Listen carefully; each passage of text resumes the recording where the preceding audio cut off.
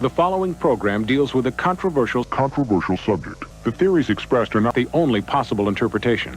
The viewer is invited to make a judgment based on all available information.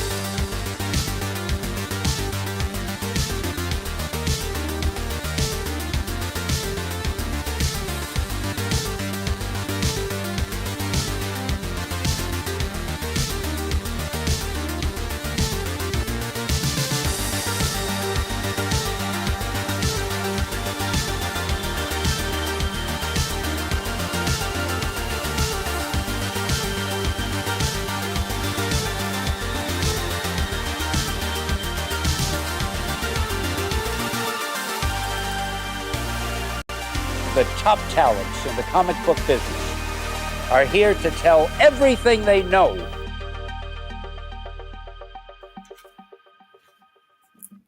Ladies and gentlemen, welcome to another Tuesday night on Beyond Wednesdays, another Industry of Comics, a very special 40th episode, ladies and gentlemen. Yeah.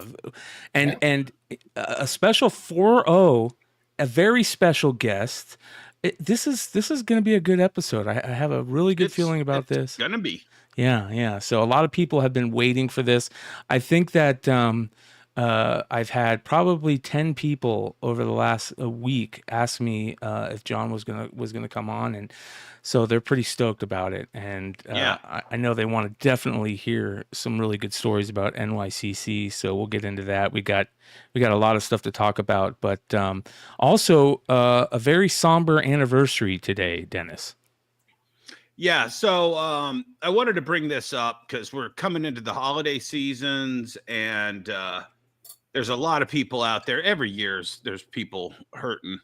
And this is the second anniversary of losing, I think, one of the greatest personalities on the convention scene, Jason David Frank. And dude, if you ever got a chance to meet this guy, my God, he was the most inspirational. He was the most just down to earth. He was a GOAT for his character, for his IP. He had no problem putting that damn costume on and entertaining every single person that came before him. I was witness to people breaking down in tears getting to meet him. Every interview he ever gave was about empowerment and you know, just being the best person you could be, and deep down inside during that whole time, there was something else, and we lost him to you know, self-deletion. And I just wanted to take this opportunity on his second anniversary to ask everybody, if you're out there hurting, dial 988. That's the suicide prevention hotline, and just get help, man. Just get help. I can only imagine a world where somebody would have been able to tell him that, and we'd still have him around. Amen, man. Amen. Yeah. So You never know what somebody's going through. Nothing. Robin Williams, him, just some of the greatest souls on this planet we've lost because nobody was there to help them. Yep. Yeah. One of the things that I've learned, probably the most important lesson in my life that I've learned, is that of empathy, and how important empathy is, and to always take a point of view. You might get mad at somebody, you might feel a certain way about somebody, but try to put yourself in their shoes before those feelings take flight, and think about what they might be going through. Even as little as the checkout person in the store. That type of stuff. They might mess up, and you might be angry, and you never know what's causing them to not put your meat in the right real bag. Quick, I'm not going to tell the whole story, but this came also on an anniversary of meeting this young man at a Kroger's. That I put the whole story on my Facebook page, and I share it every year when it comes back around. And just go, and if you're Facebook friends with me, go over there and read that. You'll see. I was able to get through that kid that night. So, Amen. Yeah. Jesse, how you doing, brother? I'm doing great. It's been a great week. I'm kind of, this Taco Bell relaunch is kind of getting to me. So, you got the tostada back. I'm like trying to figure out how to talk about this when we opened up with that. Did they take taco about this? Yeah. So they brought back the green sauce burrito. They brought back the tostada. With every order, you get the original cup, which has become a viral social thing, right? To have these cups in this new age of social awareness. I'm also learning to what was the, I don't know what the best way is to put it, but a lot of people that I know are giving out information that's wrong. Instead of saying, "Oh, they're dumbasses," I'm now learning how do I help them to get a little bit more smarter. So I've been training myself on my new adventure as I prep for my cool alternate show coming out, which is about wrestling, comics, food, traveling, music, and all that stuff. So it's been a very interesting week as I learned that new venture. Yeah. And we're going to get into that later with our guest as well. Yep. Amen. Amen. Well, speaking about our guest, ladies and gentlemen, the one, the only, John Tyler Christopher. John, how you doing, brother? Doing good, man. Thank you all for having me back. I appreciate it. Oh, well, we're excited for this one. I got to tell you before, we get into any stories, I think that, and I've talked about this a lot on the channel, the cover of the con, it's also in our cover of the year category, is probably one of the best covers. I will say this, I've called it the best foil cover I've seen in 5 years. And that is this absolutely gorgeous Daredevil variant that you did for NYCC. Such a great idea and absolutely amazing, man. So, John, tell them what you told me back in July about this cover. I didn't know really how to describe it. Like the only example I think I was trying to like give you the vibe on what it was like. It was like it's kind of like an etching, but it's not. Like I want to really kind of push like his Daredevil ever. Like what would a self-portrait almost be of Daredevil? With his radar vision kind of stuff. And I know we were talking about like an old Spider-Man issue, and there was like obviously some stuff that Frank Miller did. But I mean, honestly, like my biggest fear when I started it, when I had the idea, was I'm like, somebody's had to have done this before, right? Like, I mean, like they had to have. And I mean, I scoured. I'm still kind of waiting for somebody to come up and be like, yeah, dude, like Bill Sienkiewicz did that, in 75 or whatever. Like, been there, done that.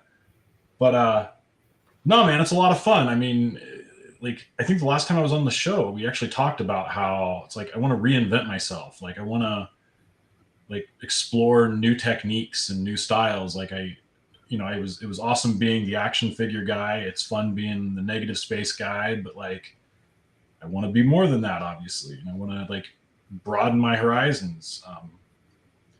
Like kind of like one of the genesis of it was, and I think we might've talked about like last time, like the direction it seems like a lot of art's going in right now.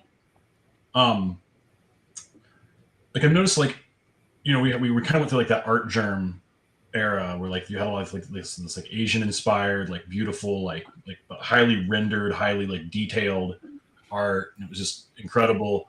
And I started seeing a sea change of like, the best example being Peach Momoko, of this like beautiful and like elegant, like almost a bit dreamlike and wispy and ethereal. And, like maybe a better way of putting it just kind of bluntly is like, it's very like effeminate and like it's, it's really pretty. And I think we talked last time also, that's like, when I see the world zig, like to me, that's like, it's time to zag, like I don't want to follow the pack. I don't want to imitate. I want to try and innovate stuff. So if that's where everything was heading, I wanted to try and do something like bold and strong. And like, I started like, getting really inspired by like brutalist architecture and, wanted to create something like, again, for lack of a better term, like masculine, just like strong and bold. Like there's two colors there. It's white or it's black. And, but still put my stamp on it with like all the amount of details and everything on it. This is the 6th version of this cover you're showing right now. Well, we got to get into that then. What was the first version of it? I mean, what were your thoughts when you first started getting into it? Hey, John, John, before you answer that, can you when did the printer get involved in this? Is this, they got involved on your 5th version or at the beginning? At the very end, like the very end. where the printer got involved. So I mean, so there's even a story involving the printers, and I'll get to that here when down the road. But so I had the idea, and again, like Dennis and I have been talking about, like I had this idea like over a year ago. And I was, when Dennis and I were nerding out, when Dennis couldn't think of anything off the cuff, but then I'm like, yeah, but I don't think I'm explaining it right. And I pulled up like 5 or 6 different images, I thought. Yeah. And you were like, no. It's more of this. It's more of that. But so yeah, so I started, and I just started doing it. I mean, I literally drew every circle. Like that's not a filter, right? Like that's literally, I went into Illustrator. It's completely vector. I just went into Illustrator and started like thickening and thinning circles around the horn, literally. So I started working on it, and like the first thing I realized, I was like, oh man, like I think the lines are too thin. The thinnest lines are too thin. But if you look at, if the thinnest line is too thin on the outside, there's like freaking 100 circles in there, right? So if the thinnest line is too thin, that means you have to like literally go all the way back into the middle. Oh. So I tried a second version, and it was like, nah, that's not working either. Like I think it was like my fat lines were too fat. So like literally it was just like going back and forth. And so I started like making balls, like literally just drawing like little spheres. Like, okay, so I was playing with like, is the thinnest line like a 0.25 and the thickest line is a 4. Okay, well, I was happy with that. But then it was like, but wait, how many iterations do I go from 0.25 to 4 with 8 different steps, or with 10 steps, or with 7 steps? So I literally just kept redrawing it every time, and just kind of like, and unfortunately, because of the subtlety of it, you can't really see it until it's pretty darn close to being done, because it looks really weird when you first start, because it's just a bunch of like really thick lines and really thin lines. So I just kept going back and forth and back and forth. The initial idea of it was, so I'm referring to it as Daredevil tone, like that's kind of the name of the piece, because tone is the sound, like sound waves, right? Like that Daredevil would be able to perceive, but tone is also the value of light, black and white, which is something that Daredevil can't perceive. But it's what I'm actually depicting, which is purely the visual tone of a piece, of light. But the initial idea was actually, I wanted it to be Braille. And actually, hold up, pause 1 second. Do the slow steps there, Bryan, one more time. And this is an optical illusion. Okay, no, go back out. See the way all of a sudden the circles keep coming back out. One more step out. No, are you talking about, what are you doing there? Come out. I know I'm not the only one that sees this. Come out, one more. 2 more. Right there. Do you see? Okay, so all of a sudden the waveform, because of the thing, do you see the way it breaks across his eyes and turns into little circles emanating away from him? Dude, it messes. Like I did a video for this. Yeah, now do it. Come out one more. And now all of a sudden it thickens. One more. Then it turns into triangle or like right angles. Do you see that? Well, it's also because he did this really cool thing where, my question is did you just randomly choose to thicken certain lines? Like for instance, you can see right here, also right here you can see there's thickened lines here, and they're a little bit thinner. Like, was that just random, or did you actually choose like a certain? Was there a reason for that? So first of all, I think that's really interesting what you just said. So to answer your question, first of all, I did like do a painting of it as reference. So I could like look at it and say like, here's the hottest points. Here's the like mid tones. Here's the shadows, like, so I mean, it's not like I just went in there and started freehanding and illustrating. Yeah. Like, but I find it interesting that you actually commented, like, I actually drew the whites over red, not the reds over white. Yeah. That makes sense. Yeah. So, I mean, even though they're like of equal value, because like the thickest red is equal to the thickest white, and the thinnest red, like the thickest red is next to the thinnest white, which is the same widths as the thickest white next to the thinnest red. Yes, I see that now. That's crazy. But yeah, I mean, like, so okay, real quick. So back to that one thing. So yeah, the initial intention of this was I want it to be Braille, because my thought was if you're blind, you can feel a sculpture, right? Like you can actually feel what the human face feels. Like you can buy a Daredevil statue and be like, okay, this is what Daredevil quote unquote looks like. But you can't feel how light interacts with an object in a two-dimensional space, and how we would depict that, or even on three-dimensional, like unless it's like heated, like you can feel the differences in temperature of where light is hitting and shadow. Like you can't conceive of how light interacts. Yeah. So I wanted to create something that's like, especially with the character in Daredevil, like if you're blind and it's in Braille, you could literally feel this and say, oh my gosh, this is like what we see. That would have been crazy. Like, did you try to, okay, so when you had that initial idea, did you test that out? Did you try to create raised, embossed cover? circles? I mean, I didn't. I have experience having done that in like back in my ad agency days. I've dealt with embossing stuff, but it's like it's very, it was like really rudimentary. It's like make this freaking gordita like raised off the page, and like something simple like that, but nothing to this degree. How did we get back to Taco Bell? Jesus Christ, Jesse. Oh, we're on it, baby. Unfortunately, when I contacted Marvel and I finished the artwork, because like I knew I wanted to do this, I approached Marvel about it, and there's like, unfortunately, we don't do embossing, and I was like, oh, shit. Wow. So they couldn't offer that service. But then it was like, okay, but how can I still differentiate it and maybe still get kind of that textural feel? And that's where the foil idea came into play, which I was shitting a brick over just because I've never done foil before. Right.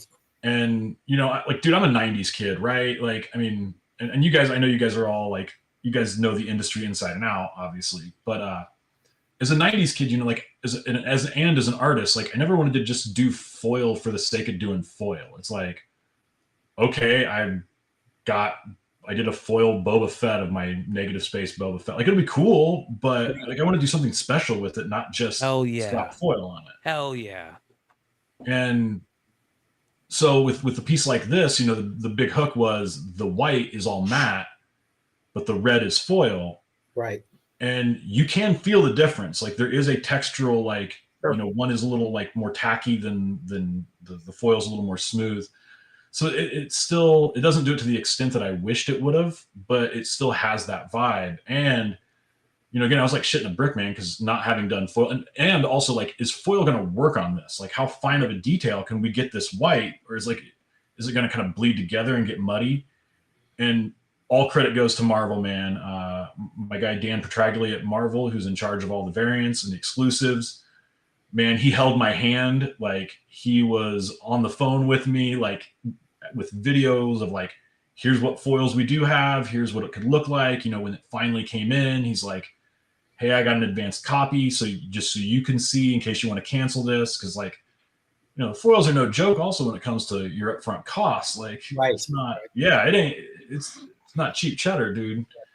So we bit the bullet and made it happen. And I mean, honestly, it looks better in person than I even could imagine it would have looked like. And did they not offer shattered foil to you?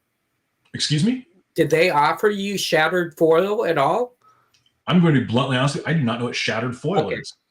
You should ask them if you ever decide to do this again, if you can do shattered foil. And shattered foil, I don't have an example. Oh, wait, is that where it's like it looks like a kind of diamond pattern? Right. Yes. Right, okay, exactly. I'm sorry. Yes, I'm familiar with that. Yeah, that would look awesome as an alternate. So. Oh, heck yeah, man. Yeah. Well, the sky's the limit with it as far as other opportunities present themselves. I'm I am pursuing some other things with this piece that like might enable my initial vision to come to fruition, which would be really exciting. But I don't want to jump the gun on that just Let yet. the cat out of the kind bag. thing. Yeah. Right. But yeah, I mean, and it was just like, it was one of those things when we finally got it too. Like, I was concerned about it when it first started, but I didn't really like, I was just like, sorry for cursing, but I was just so much like, fuck it, I'm doing this, man. That, like, Curse all you want, man. I wasn't, Yeah.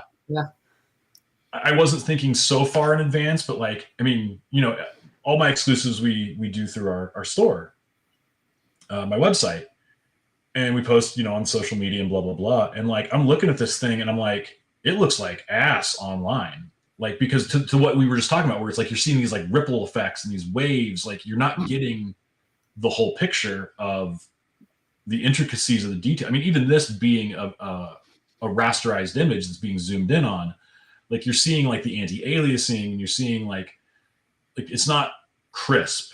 Yeah. And building it in vector and the way the print, the actual book itself captured it, like it's very stark, and it's very, again, like it's that brutalist mentality that I wanted to attribute to it. So it was just like, we can't just tell people this is happening on my website. Like, people are gonna look at it and be like, it's a cool idea, but it looks like ass. So we're like, hey baby, we're going to New York Comic Con. Let's do something fresh, and let's just debut it there. Yeah. John, I got to tell you, man, I think that there's been a couple artists, you included, that have made this distinction about how important it is for certain pieces at certain times, right? And con exclusives need to be special, and that special, whatever it is, needs to be saved. And again, I don't want to tell you something that you don't already know, or I don't want to take any money out of your mouth or anything, or your hands. But I agree what Smokey Collects says, that this should be something that is special, that you like. If you don't have to do this over and over, don't, because I would love to see this as a print, this image as a print in the same type of thing, like a high value, like a, kind of like Alex Ross does, where there's, maybe 1,000 of them max, and they're super high quality, because I would put that on my wall in a second, man. And Thanks, I know man. a lot of people are putting these books on their wall because it's that fucking good. It really is. What's the LTD on this? How limited is it? Yeah. I usually don't release numbers, but I will tell you that like we suffered because of the nature of foils and everything. It's a lot more limited than what we're used to. Oh, yeah. Okay. Hell yeah. But you did something at New York Comic Con that this show talks about constantly. Can you tell us what you did to make sure as many people got this across all the days of New York Comic Con? All right, I'll tell you two stories. Not that we're throwing any creators that sold out on day one at San Diego, but well, so first of all, like, having never done this before, I wasn't aware there's a standard SOP for doing con exclusives. Like, you're supposed to like contact the convention, and they'll put it on their website, and that's how you promote it, and blah blah blah. And so when people were like, there was like 68 or something exclusives at New York Comic Con, like it was insane. Like, everyone 500. There's over 500. There you go. 600, yeah. There's a ton, man. And there was actually 501, because mine wasn't part of that number that people were counting, because they didn't know it was fucking happening.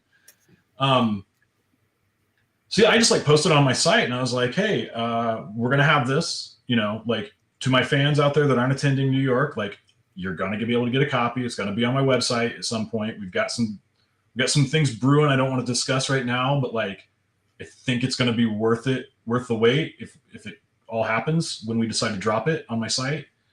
But look, as with everything, right? Like, I'm very nervous. I'm an incredibly conservative business person when it comes to like protecting my nest egg and getting stuff out there.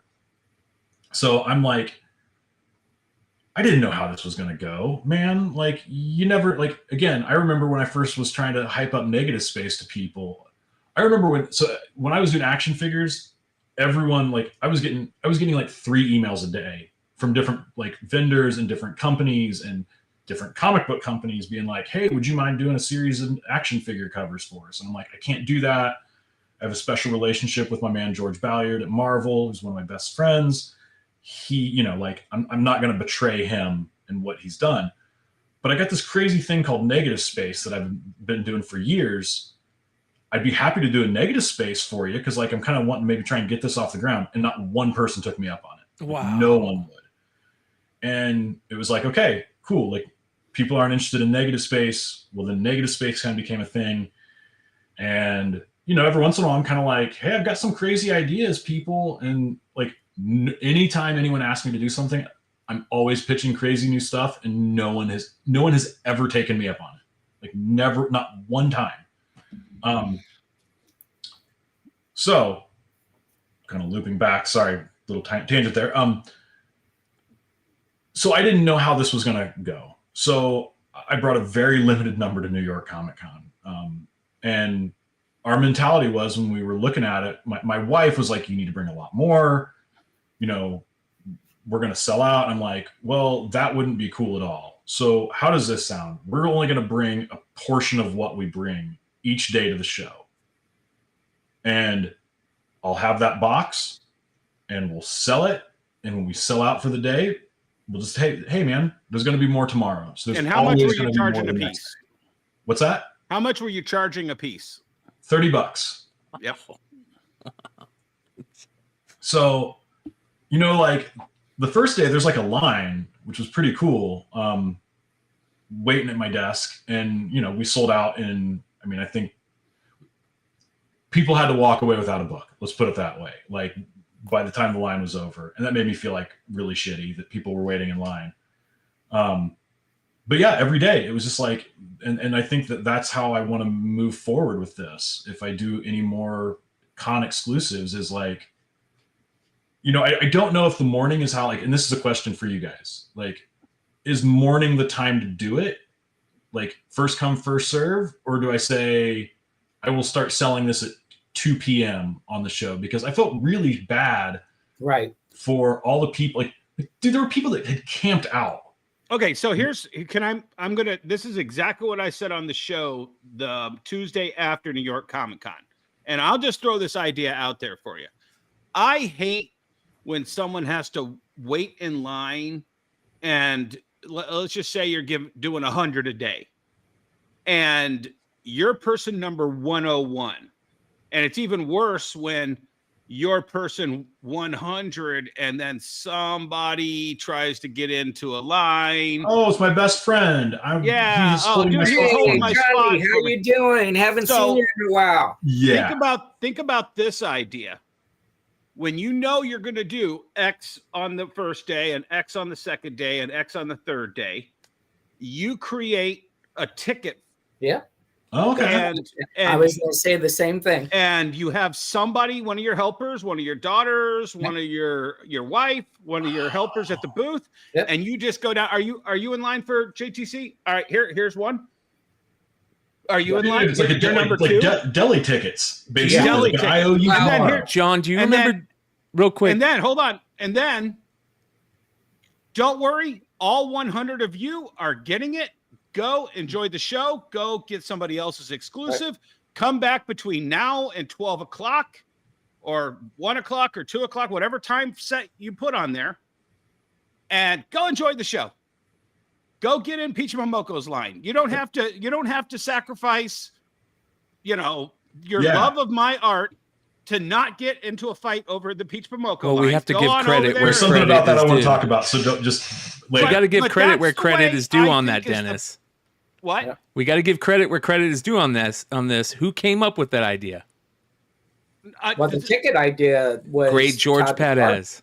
Great George Perez George did Perez. it. Yep. No, he made it the thing. John, when you used to go get a sketch from George back in the day, you would walk up to him and you would say, he would ask, "What do you want for your sketch?" And he would write it down, and he would hand you like, you remember like those little like raffle tickets that you used to get, and they were on a big like thing of them. He would hand you one, and he would say exactly that. He would say, "Don't spend time standing in line. Go walk around, and then when you feel like you're done, come up to the line, and if your ticket is number 10 and number 30 is the first person in line, you get to go right in front of them." Oh, interesting. Okay. Yeah. The way we used to do it back in the day when I used to do exclusives, we would have a colored wristband we would put on their wrist. The only reason why I did not like tickets is because, number one, people lose tickets. You had a con, tons of stuff were going. Now, I evolved, and when we did give out tickets, I'd say, "Where's your badge? I'm putting this inside your badge pocket." But we would put wristbands, and we would give them a blue for one day, yellow, and they're cheap, 20 cents each. And we would say because there's two things that happens, JTC. An artist should be selling other things. We would hope that they're selling other things, and people aren't just in line for that one thing. So we want people to enjoy the conversation of buying $100 piece from you instead of you saying, "Oh, I gotta sell these things." So you make it at 2:00 and you say, "Listen, from 2 to 4, you can come pick this up." Don't say you have to be there at 2, right? Just between 2 and 4. They come up with their badges. You cut off that badge so they don't get back, or their wristband, you cut it off their wrist. Done. Good to go. A little bit more cleaner, a little bit more exciting because people do see that wristband all day. And they're like, "Oh, I got to remember, go back at 2," because people forget. Yeah. Interesting. So there's a lot of great ways to do it. So, yeah, that's really cool, man. There's a lot of stuff to take into consideration with this because, like I said, it's a whole new ball game for us. Right. Well, I think the exciting thing about it is to hear your story about how it took a year to do it. Yeah, it's only taken a fan 1 second to say, "I'll buy it." That's awesomeness. Well, that reminds me of one of my favorite Picasso stories. I don't know if you guys have ever heard this one. It's kind of the inverse of that, but tell it. Picasso was sitting on a beach, as the story goes. Let's first start. This could very well just be a tall tale. Sure. But as the story goes, Picasso's sitting on a beach, and some like wealthy dude walks up to him and is just like, "Holy shit, you're Pablo Picasso, man! Like, I would love to commission you for a piece." And he's like, "My pieces start at, I don't know, $100,000 or whatever." Right. And guy's like, "I'll write you a check right now." And he's like, "Oh, wonderful!" And so the guy writes the check, $100,000, hands it to Picasso. Picasso pulls out a piece of paper. There you go. Thanks, I'll cash a check. And the guy's like, "That took you 5 minutes to do." He's like, No. It took me a lifetime to be able to draw that in 5 minutes. Yep. So. Amen. Exactly. Amen. But so the peach thing for me was really fun. So look, I'm not going to mince words on this. Like, it's fucking bullshit. It is. That people were punching each other over a goddamn comic book. Yeah. Like, that's the stupidest shit I've ever heard. And it pissed me off really bad. Not because the piece wasn't like, it's beautiful. Again, not like knocking on anybody, but like, this shit's got to end. Mm-hmm. Like, just the stupidity. And the one thing I was more proud of myself than anything at this damn show was, after that incident, since we had a line of people that had camped out every morning, I bought coffee for every single person in every line the entire show. John, there you go. Listen, man, I'm a little bummed out that you brought that up before me, because I think that was the second best part of this con, the story out of the con. Okay. We started hearing stories of that. And you unbeknowingly stole that from... Oh, yeah, of course, Dennis. Yeah, no, Indianapolis. First person ever to give out Star Wars Celebration 3. Me and the 501st and Jerome Blake went, and we saw all the people waiting all night long in line to see George Lucas on Saturday morning. And we went into the Steak and Shake across the street. We raised a bunch of money. We just all reached into our pockets and just threw out all the money. And we bought every cup of hot chocolate and coffee that Steak and Shake had. And we went and handed it out in line to everybody waiting for George Lucas. John. Awesome, man. Well, that's what it's about. Like, yeah. Like, dude, and I think we talked about this the last time I was on. Again, like, this industry ain't big enough for us to be fighting each other and getting into shit. It's like, it should be nothing but love. Like, yep. because I don't get to do this without the people that support me.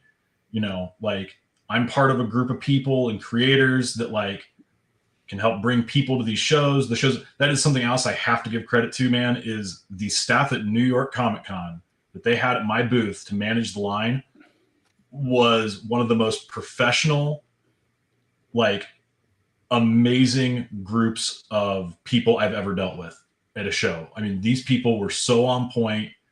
Like every single one of them deserves a raise. Every single one of them, like I was blown away at how amazing they were. So let's talk about that for a second, because that's something I do want to get into, because you're telling this great story about how they helped you beyond, what you imagined and how great they were. But then on the other hand, we hear like this story about what happened with the Peach thing. And I felt like with the Peach thing, now, I don't want to put blame on the people at New York Comic Con or put blame on Spectral or whoever, but I felt like that it was the exact opposite. I felt like there was something that was missed there, like that could have been maybe done. Could there have been done something different on that end? Or do you just think like what is, you have you already talked about it a little bit.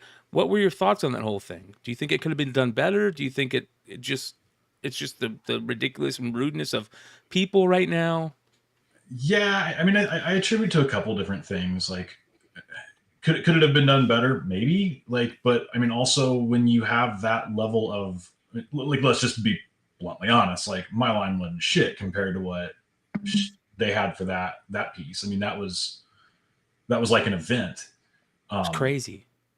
And good, like good on her and Todd. Like, that's pretty sweet. But, and like, I mean, like, not to burst anybody's bubble, we're all, all those of us that are collectors, those of us that sell stuff, like that's a huge part of my bread and butter. And it's always a struggle when I have fans that complain about collectors and flippers and all these other things. But like, at the same token, again, like, they're a big part of what makes this industry. Like, I probably wouldn't be having a career if there wouldn't be a variant market for people like me if it wasn't for the speculation market and everything. With that said, so like, again, I'm not throwing any shade. Like, that's not the point of this, what I'm about to say. This is more like a broad statement on our culture and where humans are right now, but I am so fucking done with hype culture. Yes. But before you get to this, because I want to jump right in and I want to hit the unfiltered when we get there. But let me just say one more thing. We just also lost a true legend in the last, I think it was last week when Stan died. And I had the privilege of bringing Stan Lee to Detroit. And it's the reason also that I'm no longer allowed at the convention in Detroit. And amongst other reasons, Stan had advice prior to us having him in. He told us, use some sort of line. I can do 100 autographs an hour. I'm here for this amount of time. Or no, maybe it was 150. I can't remember the exact number. Make sure everyone is not waiting in line, because I don't want the last people in line being angry they spent their entire day in line. Right. And he also taught us this other great little quote. With great power comes great responsibility. He didn't have to give two shits about number 899 for the customers that day. But he made sure to tell us he would like us to do something about that. So we did the same thing I just suggested to you, same thing, different from what George Perez did. Whereas we gave out, when you bought your Stan Lee tickets and when you picked them up, you got 1 o'clock, number 1 through 100. And then when you were the 101st person, you got 2 o'clock, 200 through 299 or whatever that number on that ticket was. But don't you think Max, as his manager, was a very sturdy guy that the con knew couldn't F around? No, Max, I'll tell you what, and I'm not trashing Max when I say this. Okay. Max's focus was Is Stan all right? Is Stan have all the stuff he needs to be Stan? Is my return flight ready? Is Stan's car ready to take me and Stan to the? His job in no way, shape, or form, and he's also job was make sure this line goes smooth. You're going to need 3 people on this side of Stan. You're going to need 2 people on this side of Stan. You're going to need to have security over here. You're going to have to boom, boom, boom, boom, boom, boom, boom. That was Max's job, and he did it exactly as he needed to do it. And I know you know Max very well. Yeah. So Max was the best person to do that job for Stan. Stan left it up to the show promoter, but he just always gave that piece of advice to say, please come up with a way that the customer is not waiting all day in line to see me. And we did that. And we'd seen it done at Pittsburgh Comic-Con. We'd seen it done at a couple other places. And we saw it done absolutely horrible at shows where they would just be like, all right, Stan Lee line's over there. Get in line. Oh, rush. Okay. Ignore the rest of the convention for the next 8 hours because that's where you're going to be. And that's not what Stan wanted. That's not what we wanted. That's not. And I'll sprinkle a little shade. Todd knows who Todd is. Peach's people know who Peach is. When you have that great power, I think that also comes with great responsibility to come up with wristbands, tickets, an organized way to get everybody up there in a single file line and not spread out through every side area of that convention, blocking off other artists' tables. There's the little bit of shade I'm going to sprinkle on that. There we go. So, JTC, I have a question for you as far as your brand goes. You're talking about conventions and how to get your product out. Do you, in your mind, have an idea of what the brand retention is? So if you're then do 100 books, can you now say, listen, my trend is we're going to sell 60%. How do we get that 40% to buy the rest? Or are you still just freelancing and we sell what we sell? Like the reason why this whole convention thing is such a new like venture for me, and it's concerning me on 2 fronts. One was selling stuff at the show, okay, but also keeping stuff back for my store. So when I started this whole thing with the artist exclusives, like, again, always, I never have beef with flippers or people that do want to buy in bulk. I've offered that service numerous times. I would say we've been doing this now. I mean, our first exclusive was 2014, I think. So we've been doing this for now like 10 years. Yeah, sure. Yeah. I think. Oh God, it has been. Yeah. Yeah. No. Marvel got the license in January of 2015. So this is our 9th year. That's okay. You're right. So yeah, because I did Luke in 2014 because obviously we're doing it before. Correct. But anyways, sorry. No. We're not that old. We're not that old. Yeah. I keep trying to tell myself that. So with the exception of like 3 sales, we've been, we work so hard with good customer service that we have such great return customers. Like that's why we sell out every time. You know, like I give more credit to my team of people that are helping and answering questions and getting people like, my book got damaged. Here's your copy, man. Hey, I missed this one issue. If you have anything left over, which we always have, again, leftovers, because obviously in case we have to hold some books back for damages, because if you sell literally 100% of your inventory, somebody's getting screwed if something gets damaged in shipping. Our retention is like, the guy that manages my website is a numbers geek. He's a numbers dude, and he's like a business guy. Like I'm a business guy, but like I'm one of those. And God, Dennis, make sure you smack me the next time you see me, because I'm going to use a term here that I hate. It's like I consider myself somewhat like a maverick business person. Like I'm a disruptor. I look at, I'm a Robert Kennedy fan. Like, some men see things that are and ask why. I prefer to see things that never were and ask why not. So he and I are always having these like really fascinating like economic questions and discussions on, because he's very much like, this is how you do it.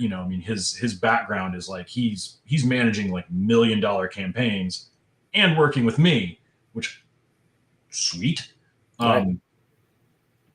So I'm constantly saying like, yeah, that works in this world here, but it doesn't work in mine. And so he's like constantly, he's like, if you're selling out every time, you need to up your inventory, you need to up your numbers. We never have upped our numbers. Well, I should say we have upped our numbers a couple times. Okay. And we've sold out still. But I think it hurt the brand a little bit. Aha. So it's like, it's finding that sweet spot where it's why I've jumped through. So like, dude, my sales process now is so fucking convoluted. Like my team wants to kill me because we used to have a sale, and then it was, for the first hour, we're going to limit it to one per customer, and then it's free for all. So like we would sell out in an hour and 30 minutes or whatever. And I was like, but then there were some people that were still complaining. It's like, well, I'm still not getting a chance. So then we started, then Boba Fett happened. So we removed that because some people were like, well, I want to buy multiple copies and I live overseas. And now we're getting like, so we started combining orders. Well, in combining orders now, like we have so many combined orders for international shipping. Like the lady that was processing on my books was like, she was spending half a week doing nothing but combining, like issuing refunds, let alone the drama of merging invoices and all this other stuff. So it's like, okay, so let's get rid of that. And we made the mistake of doing that and just having a sale when Boba Fett dropped, which I think we talked about last time, of like just the sheer drama of that with the reprints and blah, blah, blah. So then we introduced the private sale and the public sale. So we were doing that. But then we were still running into issues with people like, well, again, with things with international, we were running into issues with people that are like, well, the bots are getting it and that's not fair. And it's like, are they? Like, our numbers aren't, like, we have bots, but like it's not to the extent that people I think we're doing, but it was still giving like kind of a Can I just pause you for 1 second? Yeah, though? sorry. So no. You're right on the right trail of thought. But Jesse and I have talked about this before, and we've talked about this in my warehouse.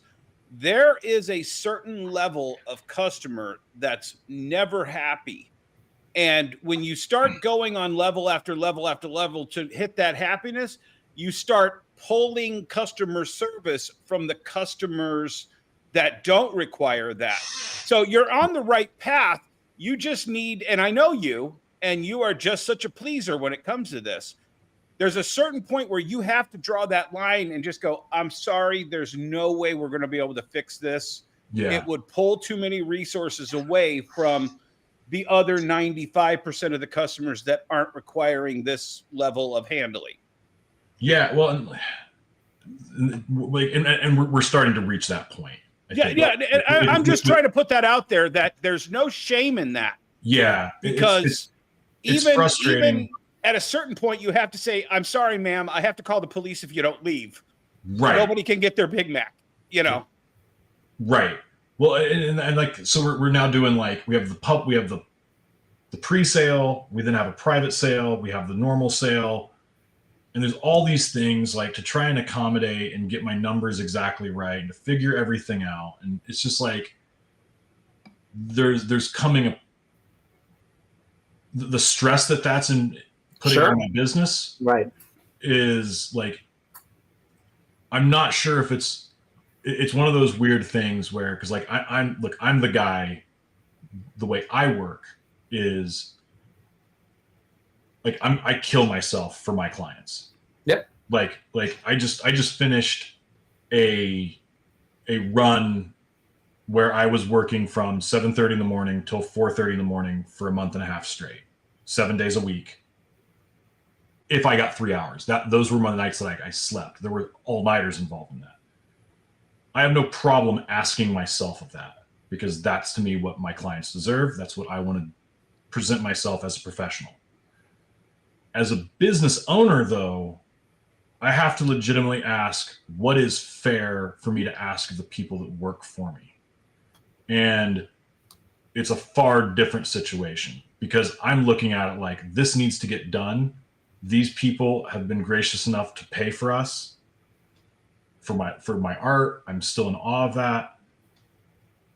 But it's completely unfair for me to say, hey, we need, like, there are times where things come up like, hey, we got in orders, kids had games, blah, blah, blah, but I need these damage numbers reported by Monday, or I'm not going to get, like, we're not gonna be able to file these damages.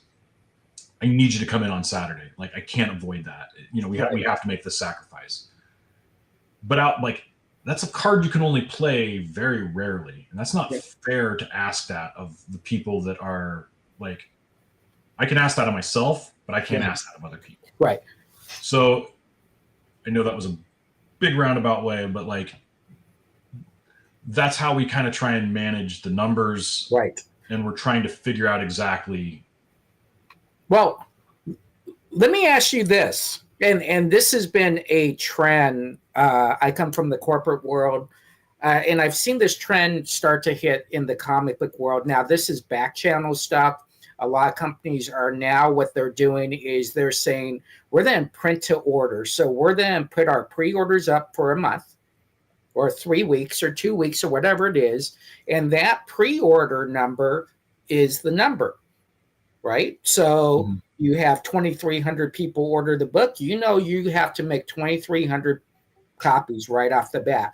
Now, if you're taking your retention numbers and you're matching it against the 2,300, and you're saying, well, wait a minute, 300 people that normally buy aren't in this 2,300. So now I got to make 300 for those. Are you still trying to figure out the science to your numbers? Or are you saying, okay, we're then go either 1,000, 1,500, or 2,000 or 3,000? Are you going in those number steps? Well, I mean, there's minimum numbers with Marvel. Like if I don't know if this is an industry insider thing, but no, 3,000, yeah, right, 3,000. Like there's numbers you got to get, yeah. And our numbers are always again predicated on. I have gone above. Like, I'm just not gonna BS you. And there have been times where I've done like limited edition ones. You know, like I'll just spill the beans on one, like the Phoenix books, for example. Right. Like, or hell, we'll just go with Boba Fett, right? I think we talked about it again last time, but like we had Boba Fett. I did 3,000 regular Boba Fetts, and then I think I did 1,500 of the holiday version. But then again, when you start dealing with damages, right? Like the holiday first printing of Boba Fett, I believe there were 350 of them or something like that in existence. Wow. Are you allowed to say this? Are you getting your books directly from Marvel, or are you going through a distributor? No, he said that last interview. He has a Diamond account, or he has a Penguin account. I know that, but is Marvel shipping printer to you, or are they shipping it through that distributor then to you? Do you get it through Diamond, or do you get? Yeah, I mean, again, is this like? I don't want to reveal any inside baseball. Okay, that's that. I didn't know if you can answer that or not. Oh, okay. I don't know if I can. Dennis can tell you probably what, because 80% of the time I got my books directly from Diamond through Marvel. Okay. There's 20% of the time that they came direct from, because I needed to have them at a certain point or whatever. Those situations are situational, and you can pull the trigger, and I'm sure John's had to pull the trigger on different printings, etc., where they'll come direct from the printer. Yeah, I was talking about more about damages. There is a higher percentage of damages if you're the third person. It'll go through. Yes. It'll go through the primary orderer, which is the distributor. Yeah, I mean, the difficult thing whenever I talk about that behind the scenes stuff is I don't believe I'm getting any preferential treatment. Like, it is my understanding, because since I started this whole process, the artist John Tyler Christopher does not buy comic books from Marvel and Penguin anymore. Like, John Tyler Christopher LLC, my comic book store buys them. So my understanding is I am treated very similarly to most other stores. It's my understanding. But if I am being treated special, I don't want to say anything and then cause a Right. ruckus of like, Sure. oh, why does this asshole get the special thing? And what you've told me, you're right in line with what I've got privy to. Okay. You know, pallets from a printer versus pallets from Penguin or pallets from Diamond. Right. It's really just a minus of a step to speed up the convenience of arrival time. John, I will say, man, we've go all been ahead. happy with I Penguin. want to man. talk about one of your deadlines, and it just came out, and it's right along the way with what you're talking about here with print to order, Jesse, and this. You are the artist for Brian. You got that up? Yeah. There we go. Well, no, not that one. The I know what you're talking about. There we go. How big did you paint this? And So- how long did this take you to paint? For people that don't know what this is, Marvel Legends did HasLab did a Marvel Legends series Giant Man. It was $200, and it was a huge. Let's see here to say 24-inch tall Giant Man. So you guys all Shogun know Warrior we talk size. about HasLab all the time on this channel. We love it and hate it. But this was one that I was surprised. I was like, I didn't think that this was going to get funded, and it got funded. And there is this gorgeous piece of artwork that comes with it, right? So now let's get Well, it's into box art, yeah. Yeah. So I've been doing work with Hasbro for, well, since I started doing the action figure covers. Like, if you remember, I used to do I did like 130 of them one year of like the Marvel action I made my own Marvel toy line for Marvel for covers. Like it had like a red band on the top. Oh yeah, I remember that. Yeah. So I did the Star Wars line, and then I did the Secret Wars covers, and then Marvel was like, hey, these are really popular. Would you like, if you could make your own toy line, what would it look like? And so obviously I'm looking at the best, which is the Marvel Legends series. So I kind of aped that look for my own toy line, quote unquote, my fake toy line for covers. And my first one I ever did was Spider-Gwen. And funny enough, my man Ben Grimes from Hasbro contacts me, and he's like, hey, would you want to do the box art for Marvel Legends? The first character is Spider-Gwen. So I did the pretend Spider-Gwen, and then I also did the first Spider-Gwen for Marvel Legends. And that started this great relationship with them. Hasbro is awesome. I've loved working with them. Like I said, I've been doing the Legends for forever. I did almost, I don't know if I could say all, but I did most of like the Spider-Man toys from like 2010 to 2020. Or not 2010, but like, 2015, 2020. And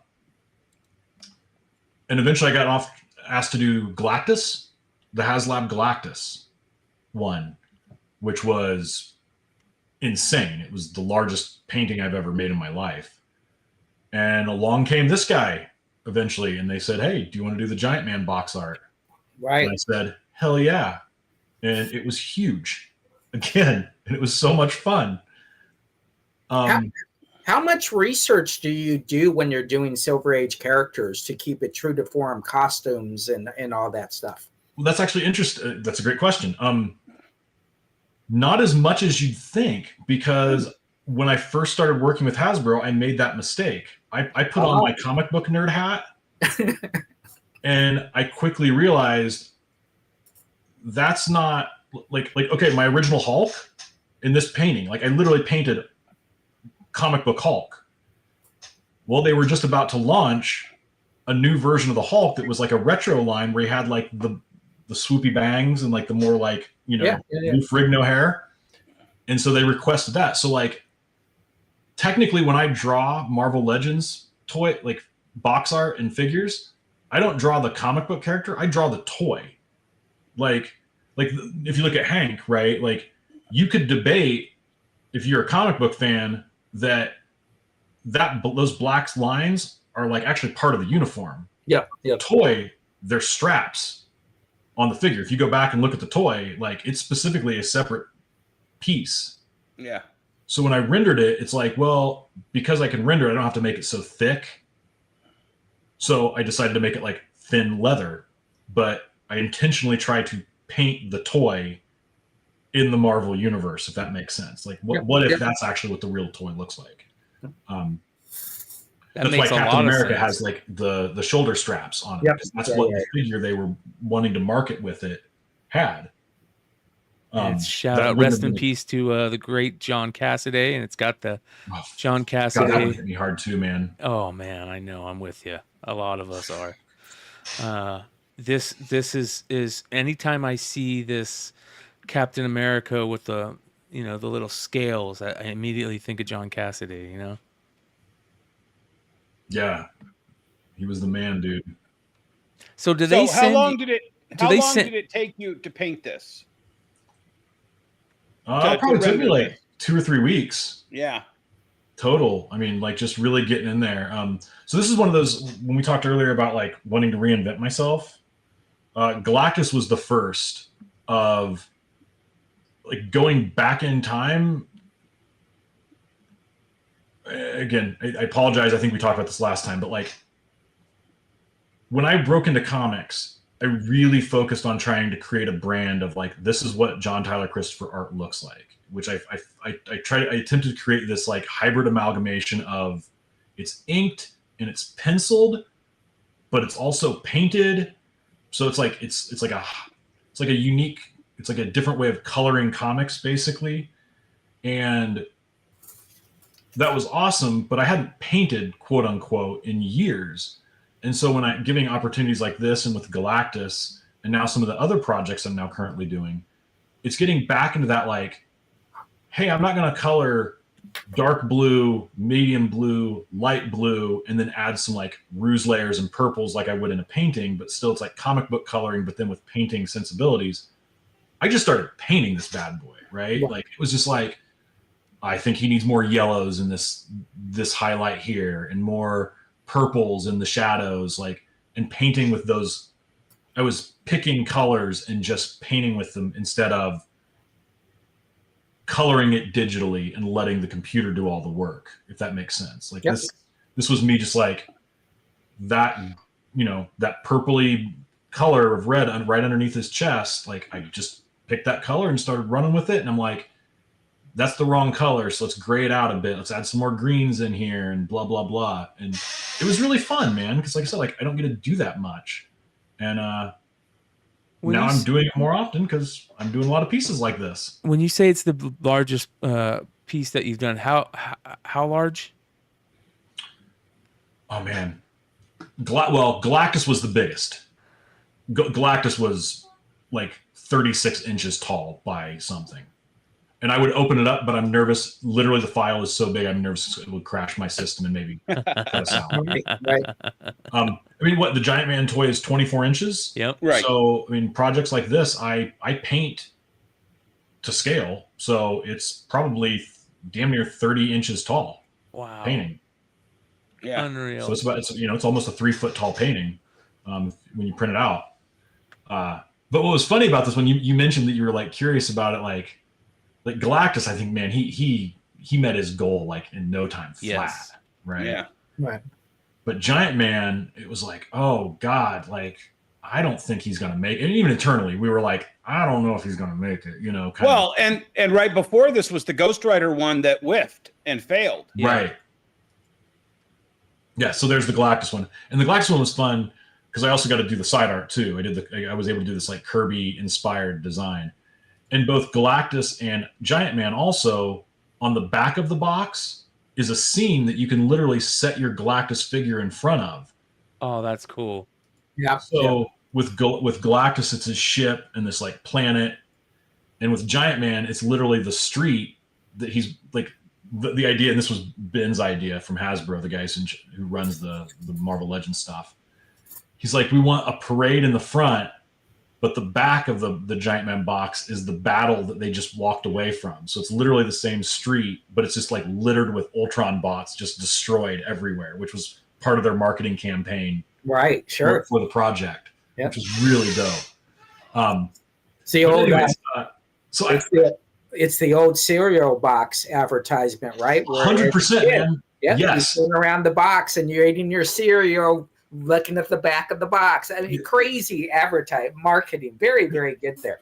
Really smart, man. And Ben is always a fun guy to work with, especially when we get a geek out, because he's an old Kenner guy. He's from Kenner originally. So he's got like that old school sensibility when it comes to stuff, you know, and he's such a geek for that kind of stuff. It's so much fun. All right. Well, before we let you go, John. Oh, wait, can I just say one more real quick thing? Yeah. So the funny thing about Giant Man, we didn't think he was going to get bought, and I'm not to like brag, but like these projects, they pay really freaking well. So I was like, I can't let this guy go by. Like, screw it. I'm buying the maximum amount of Giant Men, because if it doesn't get made, to hell with it. Like I won't get charged. But if he gets made by 5 was the max. If he makes it by like 4 or more, hey, I just secured myself a nice paycheck. I can easily pay for these guys. Amen. So at the last minute, he freaking went through, man. So I've got 5 Giant Men now sitting at my house. My wife is pissed, but you know, I just remind her how much the check was, and she's like, oh, "Okay, it's cool." We want to get you out of here, but before we do, I want to get into some unfiltered time and talk about that hype culture. So let's get into unfiltered time really quick. Yo, let's do this.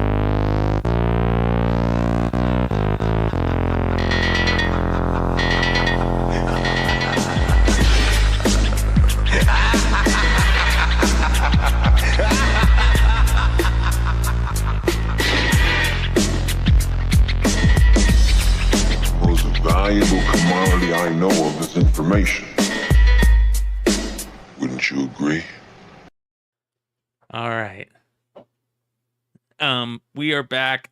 It is unfiltered time, and one of the things that we kind of interrupted John about earlier, just to get into some other thing, was this hype culture. And John, I couldn't agree with you more. And the funny thing is, you know, we talked about also the speculator world in comics, and you know, that is the world I come from, and I feel like part of that world is a big reason why that hype culture is there in comics, along with, of course, everything in this world is hype culture now. But it's absolutely crazy, and I think that it's gonna start eating away. Like, it was great at first, but now I feel like it's going to start eating away the culture rather than making it better. You know, did we not go through the 90s together? That's why I was just getting ready to bring them. I always say that. Do you want the 90s crash? Because this is how you get the 90s crash. Right. But I just want to make this point. Keep in mind, in the 90s, especially the early 90s, hype was the creators were the hype. Right? You had the 7 from Image, and oh my gosh, I'm buying from Liefeld, McFarlane, Portacio. And then all of a sudden it changed to where movies were the hype, right? In the early 2000s. And that's the switch in hype I think there is.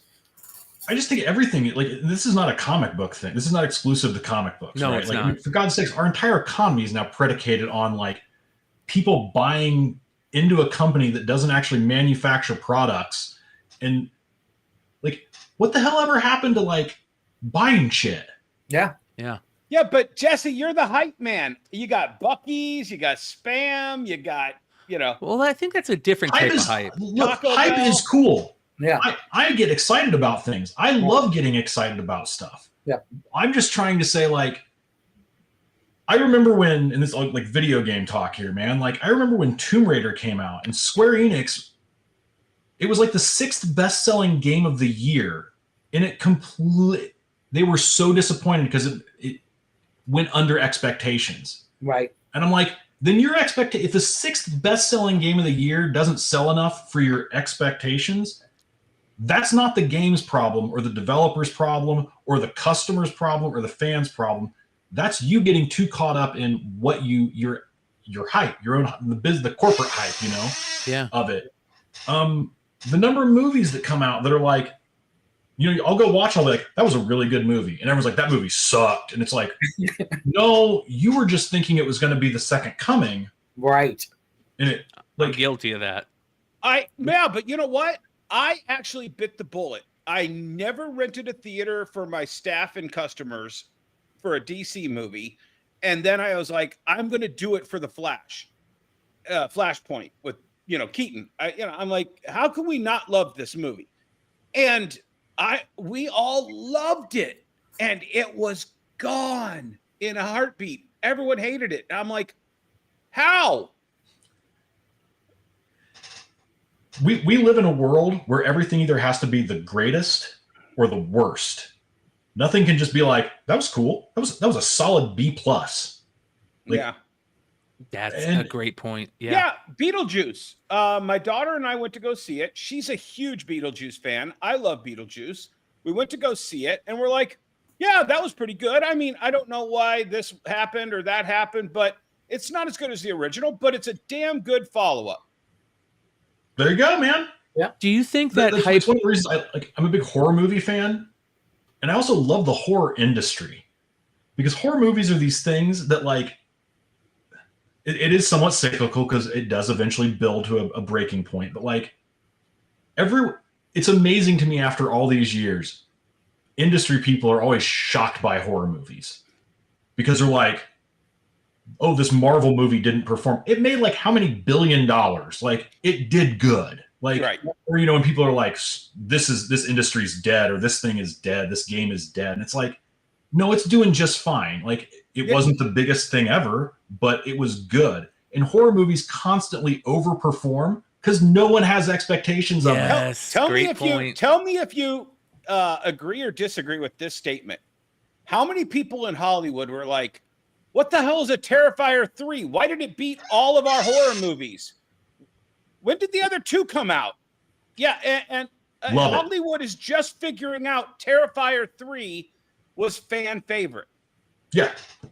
And now they're going to probably, but then somebody's going to be like, but if Terrifier 3 was good, we've got the Freddy IP, or Friday the 13th, and if we put 20 times the budget into the movie and then double that for our marketing budget, it'll be even better. And then it's and then it doesn't perform. And everyone's like, why didn't this perform the way it was supposed to? Why didn't this meet expectations? And I'm just like, I was just watching an interview with Bruce Campbell. God bless that man. You know what killed the Evil Dead franchise? Was Hollywood. Thinking the Army of Darkness was going to be huge. Well, thinking that changing the title from Evil Dead 3 to Army of Darkness without having Ash or Evil Dead anywhere in the title was somehow going to make it better. Yeah. Well, and he literally says, yeah, New Line Cinema killed Evil Dead. I also think a big part of that is also the fact that, and I'm just going to bring this back to comics for a second, because I think also a big part of that is, I think the content, let's be honest, the content of what they're creating story-wise isn't that good in the comics and the movie world, right? They put all this money into it, and the effects are great, the art is great, the foil covers are great, everything's got it, but the story is not that great. It's just, and well, it goes back to the Jurassic Park quote, which is, you saw what other people did, you had the money to do it, but you didn't ask, should you do it? And I think that's one of the problems with a lot of these high idea, big brain people. And it's just like, what made Joker so successful? It got an Oscar. It got $1 billion. Let's do something completely different for Joker 2. They'll love it. And that's just as the opposite direction of it. Yeah, I sometimes I just don't get them. And for every time that it fails, it might be the one thing that just speaks to that moment, and then it's it's heralded as this genius, ballsy move. Let artists be artists. Let business people be business people. I respect both sides. I am a professional artist, so I get all sides of it. I just think we all need to slow our frickin' roll, man, on this is going to be the great, I'm just going to shoot straight with you. I saw Peach Momoko's cover at New York Comic Con. It's not worth getting punched in the face over. No. I'll be bluntly honest with you. Secret Wars cover by Mike Zeck of Dr. Doom screaming at the Beyonder with his armor breaking up is my favorite comic book cover of all time. I idolize that piece. It's not worth getting me punching anyone in the face over. it's not that they're not that cool. There's not a movie that's ever been made that is worth harming another human being over. Like, calm the fuck down, everybody. Do you think a big part of that though is because of the money that's involved? Because that's what it was. Obviously, yeah. I mean, yeah. No one's punching it because of like the image. Yeah, it's all that speculation about hype. Yeah, surround like and I understand people being passionate about the money and everything. Like, God knows it's a crazy ass time and people are struggling, and like, you know, would I punch somebody if it meant putting bread on the table for my daughters? In a heartbeat. But like, we just need to calm down with everything. What if that book just ends up tanking on the speculators market? And it's like, you got into a fight over nothing. Exactly. Yeah. Right. Yeah. Like, or it might be worth quadruple that amount eventually. Right. Or maybe some dude that nobody bought a book from because he only printed 50 of them and no one knows about it, in 5 years' time is going to be worth $700 because no one bought it. Well, and it didn't have the hype behind it, but it crept up because it was a badass piece of art. Like, you don't know. And like, that's the point. Like, we can speculate all we want, but like, don't let it overwhelm your rational common sense. Well, what if it causes Peach Momoko to never come out to another con because she's so worried that a fight's going to break out again? Then I got the last variant she ever did at a con. It's worth way more now. Yeah, it's like we're going to lose the excitement of having artists at cons now to sign our books or to talk to because their fans are fighting in the lines. Like, that is the biggest loss. I got two quotes on that. And it's Tony Stark in Endgame. No amount of money ever bought you any amount of time. And however long you waited in that line, it's not worth the amount of money that you could have walked around that convention and found that artist who did the 50 variants that at some day. I wasn't talking about myself, but no. What I was just pointing at you for the artist. Yeah. You're talking about the artist. Yeah. There was an artist out there, you know, somewhere in 1984, Eastman and Laird were selling 500 hand-printed books at San Diego Comic-Con, and if you were waiting in a line and you never discovered them there, you failed. Yeah. Like,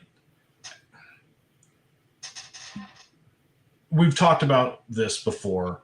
I would hope all of us in the comic book industry have had these conversations of like, it is our job as fans, as creators, as business owners, as everything, to make our industry more welcoming to other people. If your mindset is we don't want these people in our shows or in our stores or buying our books or doing stuff, you're doing it fucking wrong. Yeah. Like, so the moment some guy brings his kid into a comic book con, first time ever, and the story of the show that's making the rounds is not one, but 2 fights broke out over a comic book. Like, gee, I can think of a million things I'd rather bring my child to on the weekend than come back to a shit show like this. Right. Look at that Costco video that's going viral right now of the people tearing at each other to get a Pokemon box at Costco. Yeah. Yeah, I think what we have to realize is even when I came in 1982 as a 12-year-old at San Diego Comic-Con, there's a innocence of the industry that we have lost that we need to actually bring back in our culture. And until that happens, and it takes a lot of people to bring the innocence back into the industry. And if you don't know what I'm talking about, that's the notion of walking in and buying a comic book. End of story. That's standing in line to get a book. Keep in mind, I stood in line to get a book signed by Frank Miller, George Perez, and Jack Kirby in 1982. Nice. And that was it. And there was nothing to it other than I was doing it. And I think that's what's hard to bring back because there's just so many people. Every time I give this number out, and people will go double check that this number is real, 1,250 local comic book stores in the nation, 77,000 people selling comics books on eBay. And that's a hard battle to fight to bring the innocence back to the comic book industry. Amen. Well, we need to lower the temperature a lot. Yep. And it's not an easy answer. Again, when you're talking money, like I said, I can totally respect that. But I don't know, man. Working, for example, with Star Wars, right? Like, is there a larger fan base that hates what they love? Sometimes it seems like. Yeah. It's not the fan base. It's a small group of people that make it very unwelcoming for new people to want to get into Star Wars. And I feel that like comic books are the same way. And and then you have on the exact opposite side, you have the people that are like, defending it to like, hey, this new series I wasn't a fan of. And it's like, well, how dare you say that? And it's like, can we just be like, hey, you know what? I liked this show. And it's like, oh, I didn't. And it's like, cool, we should talk about that and have a conversation. Oh, you have an opinion, person who's never seen it? This is why I liked it. This is why he didn't like it. But you should watch it on your own and make up your own mind. It's not the greatest thing you're ever going to see, but it's also not the worst thing you're ever going to see. It's good. It's bad. But that's it. That's the Star Wars holiday special. We all know that. Exactly. Minus the Boba Fett cartoon. That's... Oh, man. Speaking of which, I actually watched a video yesterday while I was working. I don't know why the algorithm chose this, but clips from Rock and Rule came on, the old 80s animated show. It was by the same studio that did the holiday special with Boba Fett. Yep. It's funny that Rock and Rule, that's Mighty Mel V's from Drunken Chat's avatar was, Mock, yeah, back in the day, man. I love that stuff. John, it is always a pleasure having you here. You have a seat at this table anytime you want to come and promote something, which I believe is January, and we'll get around to that. We'll definitely be in touch soon. John, thank you so much, man, and continue doing what you're doing, man. We appreciate it, especially comic and collector fans alike. I think you're doing it the right way, and keep doing it, man. Hey, if I can just one last thing is with what we just got done talking about, like, I love you guys. I love you too. I was love comic books. Fuck you for beating me to saying I love you. You know what, man? God like, damn it. Do something. Dennis, you started the show off with one of the best things you could say, which was like, in loving memory of a good guy, take care of yourself, like, show some kindness to the world, like, be good. We all have one life, and we're here living it together.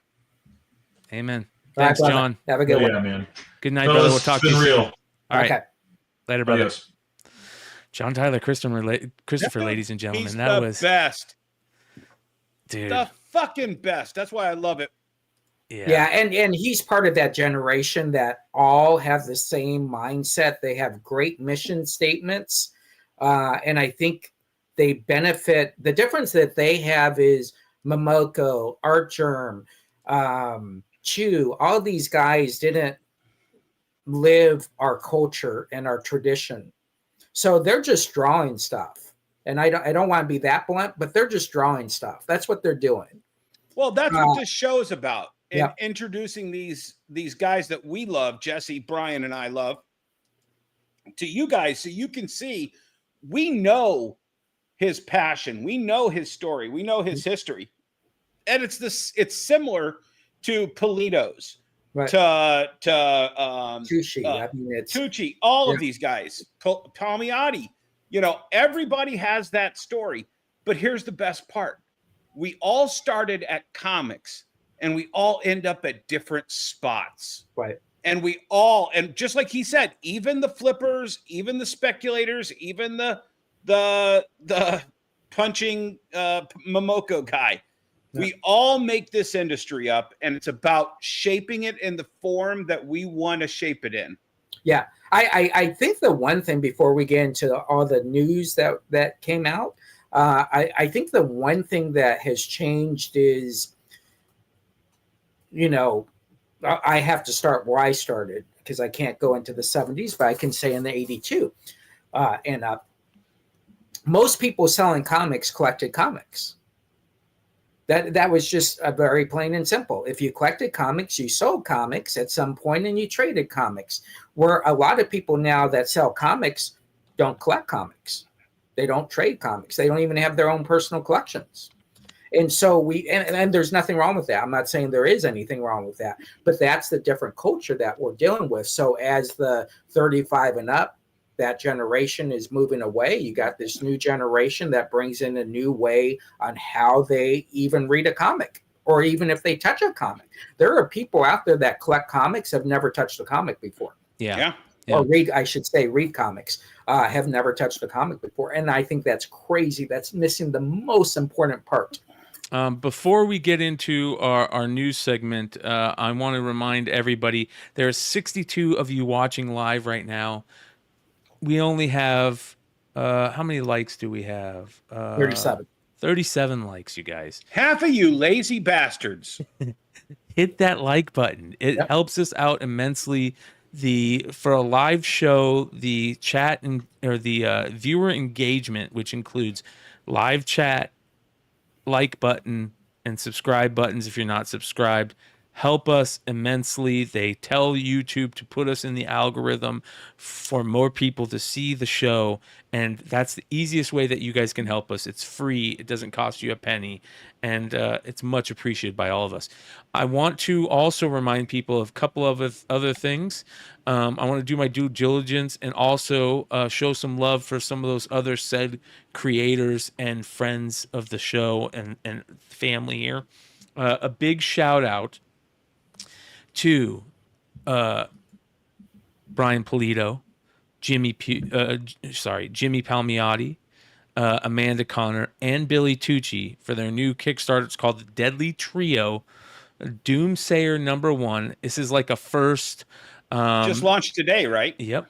So, launching soon. I think it launches today. It has a launch. They did their live talk show, which I think I'm going to get a hold of them, see if they want to come over here and do that. Maybe me and Dennis not be on there and let them just talk without any questions. I think that would be a great promo for those three guys to get going. So I'll reach out to them because they did have a good talk. They didn't have a lot of people watching, and I think they need that audience. So, well, what's awesome about these guys is it's Brian and Billy are 30 years this year.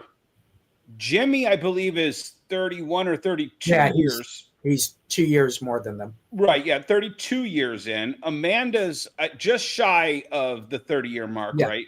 Yep. This is 120 years of the last 30 years of experience, and they've all gotten together to kind of celebrate that kind of milestone for all of them. Right. And they've been friends through all 30 of those years. That's the point right there. They have lived it together for 30 years. And that's the crazy, crazy part about it. Yeah. So shout out to all those guys and Amanda. Big fans of all of them. Amanda's the only one of the four we haven't had on the channel yet. And I would really love to get Amanda over here. I'm such a big fan of hers, and she's so great. And it'd be great to have all those guys on also. So make sure you guys go check it out. I'm going to drop the link in the live chat, and I'm also going to put it in the description after the show. So it's very interesting, that's for sure. Also, I want to remind everybody, a big shout out to our friends, Trish Forstner, Tony Fleece, and of course the Dynamite crew. This is Stray Dogs, the plushie that is on backer kit. It's got 7 days left, you guys, and it's a little over halfway to their goal. We really want to see this happen because I know this is something that Trish really wanted to happen ever since day one. And make sure you guys. Every interview of Trish is a wall of plushes behind her. Yes. And she's been talking about this since day one. And I really hope it happens. So make sure you guys go check it out. It's on Backer Kit. That is a different crowdfunding than normal. But the link is in the live chat. And I'll also drop a link in the description for this as well. And then finally, shout out to our friends, Big Leg, Big Clutch, and Drew at Wanted Comics. They have the Joe Benitez G.I. Joe and number Joe's a one. friend. Exactly. Joe Benitez, G.I. Joe number one, limited to 500. I believe each of them, they split it between the three of them or the four of them. I think is JJ part of, no, maybe they gave Joe some books too. So there's only 500. That's not 500 between them, or each of them have 500. There's only 500, and there's 500 of the trade dress and 500 of the Virgin.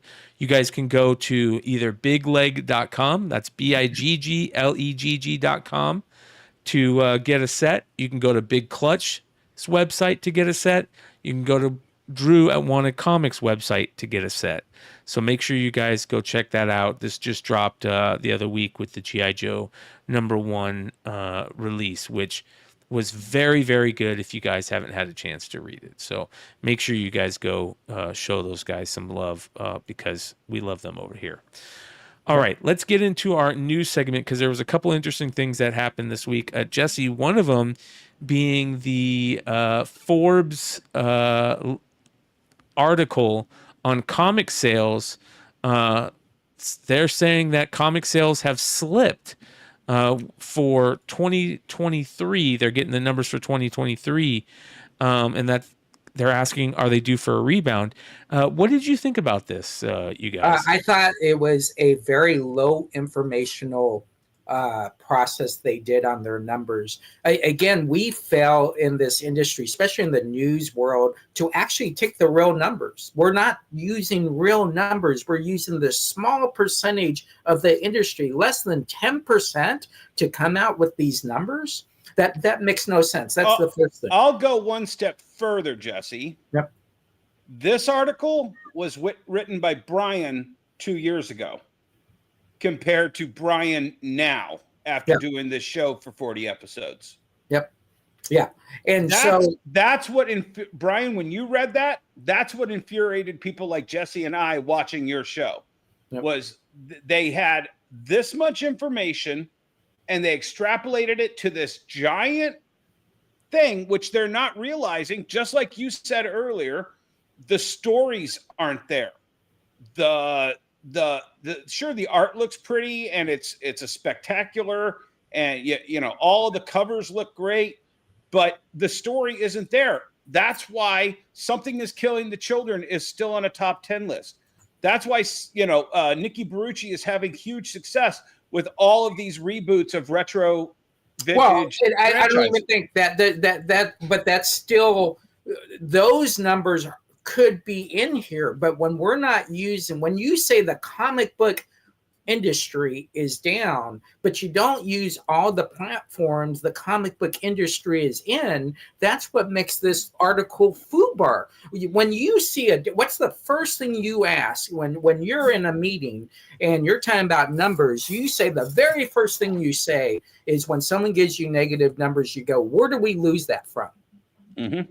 We lost that from the publishers, or we lost that from the retailers. Okay, but where are they going? Oh, they're going to crowdfunding. Where's the crowdfunding numbers? Where's the Dennis Barger retro comic book store numbers, where I'm having record sales? Yeah, every month. Right. Where's the auction house sales? So when we put out these low informational reports, and you tell the consumer, oh my gosh, comic books are down, or retailers are down. Imagine if you're a retailer who's on the fence right now and you read this article. Yeah. That might be enough to knock you out, not realizing all the other platforms that you can now be part of. And Jesse, so go ahead. No, that's fine. That's fine. How sad is it that in November of 2024, Jesse, you come from the corporate world. Yep. It does not take 3 quarters to come up with 2023 numbers and do a report on 2023. Right. It doesn't. This story could have been made mid first quarter of 2024, but the problem is the comic industry doesn't keep track of its numbers because, and Jesse would make the joke, but a quarter of the retailers keep their money in a shoebox. Yeah. Yeah. It's just instead of a cash register. Right. And keep in mind, these are where they're getting, this is the funnier part. This is the worst part, is they are using a lot of these numbers are on wholesale sales. It's not retail sales, because you can't have retail sales on this type of report. Right. So when you look at, and listen, they interviewed these people and whatever. XYZ, I'm having this and this is happening. But if they really want to deep dive and give the proper information, look at where comics were, whatever quarter you're starting off. Corporate starts off in October, right? So October to January. Yeah. Wherever you're starting for, look at all those platforms and add it to the article. Or at the end, do a very simple statement. We have not included all the other platforms that comic books now are sold on. Well, and it's not just that also, Jesse. Yep. I think after reading this and knowing Forbes and knowing ICV2, this to me felt like oh shit, yeah. We have to justify our job January 1st, and we know these 2024 numbers are going to look like shit this year. We need to have some kind of story saying, well, 2023 was really shit. So when we go to our bosses to try to keep our jobs in January of 2025, we better have an article in Forbes that says, yeah, well, 2024 did suck, but it didn't suck as bad as 2023. So we're in a rebound right now, guys. Let us keep our jobs in 2025. That's what it really felt like to me. Yep. What I think is interesting is what is causing that rebound is something that was like pulling teeth to get the publishers to realize, right? Mark Miller having that conversation with all those comic book store owners because of the Glenn O'Leary thing, when Mark Miller said, some of these bigger writers need to come back and jumpstart the big two. They need to, clear, they need to do that because it is dying. And that is what's causing DC's rebound is Scott Snyder coming back, working with probably the best writer in comics right now, that being Joshua Williamson, to, create this great lineup. And it's excitement and it's breathing new life into DC, where Marvel is starting to falter, because their content is getting worse. I find it very interesting that, the publishers, they don't. A lot of us think they know what they're doing. They don't. I don't think they have a clue what they're doing. They're throwing darts at a dartboard. And when I say publishers, I mean the big two. I think that Image, with what they're doing with their imprints like Skybound and Ghost Machine and the new imprints that they're adding, are doing great jobs. I think Dynamite and Boom, how they're doing, and Skybound, how they're working with crowdfunding and breathing new life into stuff with the crowdfunding is great. I think all that stuff is very, very important. And those are the publishers that are doing a good job, not the big two. The big two are killing the industry, and they just won't. What is wrong? Will they just not listen? Will they just not? Here's what we forget. And when you look at a comic book and you look in the comic book in the 70s and the 80s, where did comic books make their money? What made comic books valuable to a publishers? And what it was advertisement. There was a ton of advertisement that paid. Don't underplay subscription service back in the days. Subscription services. Right now, I can't speak. So now, what you look at is, if you look into these new comics now, look how big the ads are, right? And the reason why the ads are bigger and why they're willing to pay more is all these ads are AI ads. So it doesn't cost them that much to do ads anymore. They no longer have to do a week photo shoot. Yep. to show a picture of a toy. No, they just pull it up in AI, it's done. So we're seeing advertisement go back into that comic book, and that comic book publisher is saying, hey, 1 and 2, I'm making money on advertisement. So do we really have to spend money on the story, or do we just have to have that story out? And I think that's where might be hurting us as well, is they are finding these other avenues to where they are making a lot of money on these comics that don't even deal with selling a comic to a retailer. Yeah, that's one of the real scary parts. I mean, we just had an amazing artist on the channel. We got a bunch of great artists in the chat. Shout out to Loke Nguyen, who's in the chat, who I just met recently, another great artist. These are guys that have worked in the industry a long time, that they put bread on their table because of the art that they create. And not only is AI becoming a problem with the software that is used, the advertisements that are written. Now it's starting to, it's also it's going to be a big issue in the next year, whether DC and Marvel want to stop paying, page rates, because they can cut that to a quarter and have AI do it. That's the scary part. So, AI will, like you said, Jesse, will probably be one of the biggest things that puts a dent or causes more problems, makes it better. I don't know. It's gonna be very interesting to see what AI does in the future for comic book industry. So yeah, I think the thing is, when we talk about the innocence of comics, and you start bringing in AI, well, we got to go all the way back to say, when did we just have fax machines, right? And instead of the person mailing the thing, they could do this, and then computers came out and all this stuff. So we've had evolution. AI is just in the moment, and we have to figure out where that works and where it doesn't. People like a Gwen in the thing that's a comic book artist. He needs to keep drawing, and he needs to keep drawing. And Jesse can attest to this. This is how backwards the comic book industry is. Up until 2015 or 2016, to approve a variant through Marvel, you still had to fax machine the contract to them. Yep. Yeah. I'll say that again. You had to find a fax machine to fax a fax to Marvel to approve your variant. Yep. And it wasn't until like 17 or 18 that you could then scan it and send an image to them via email.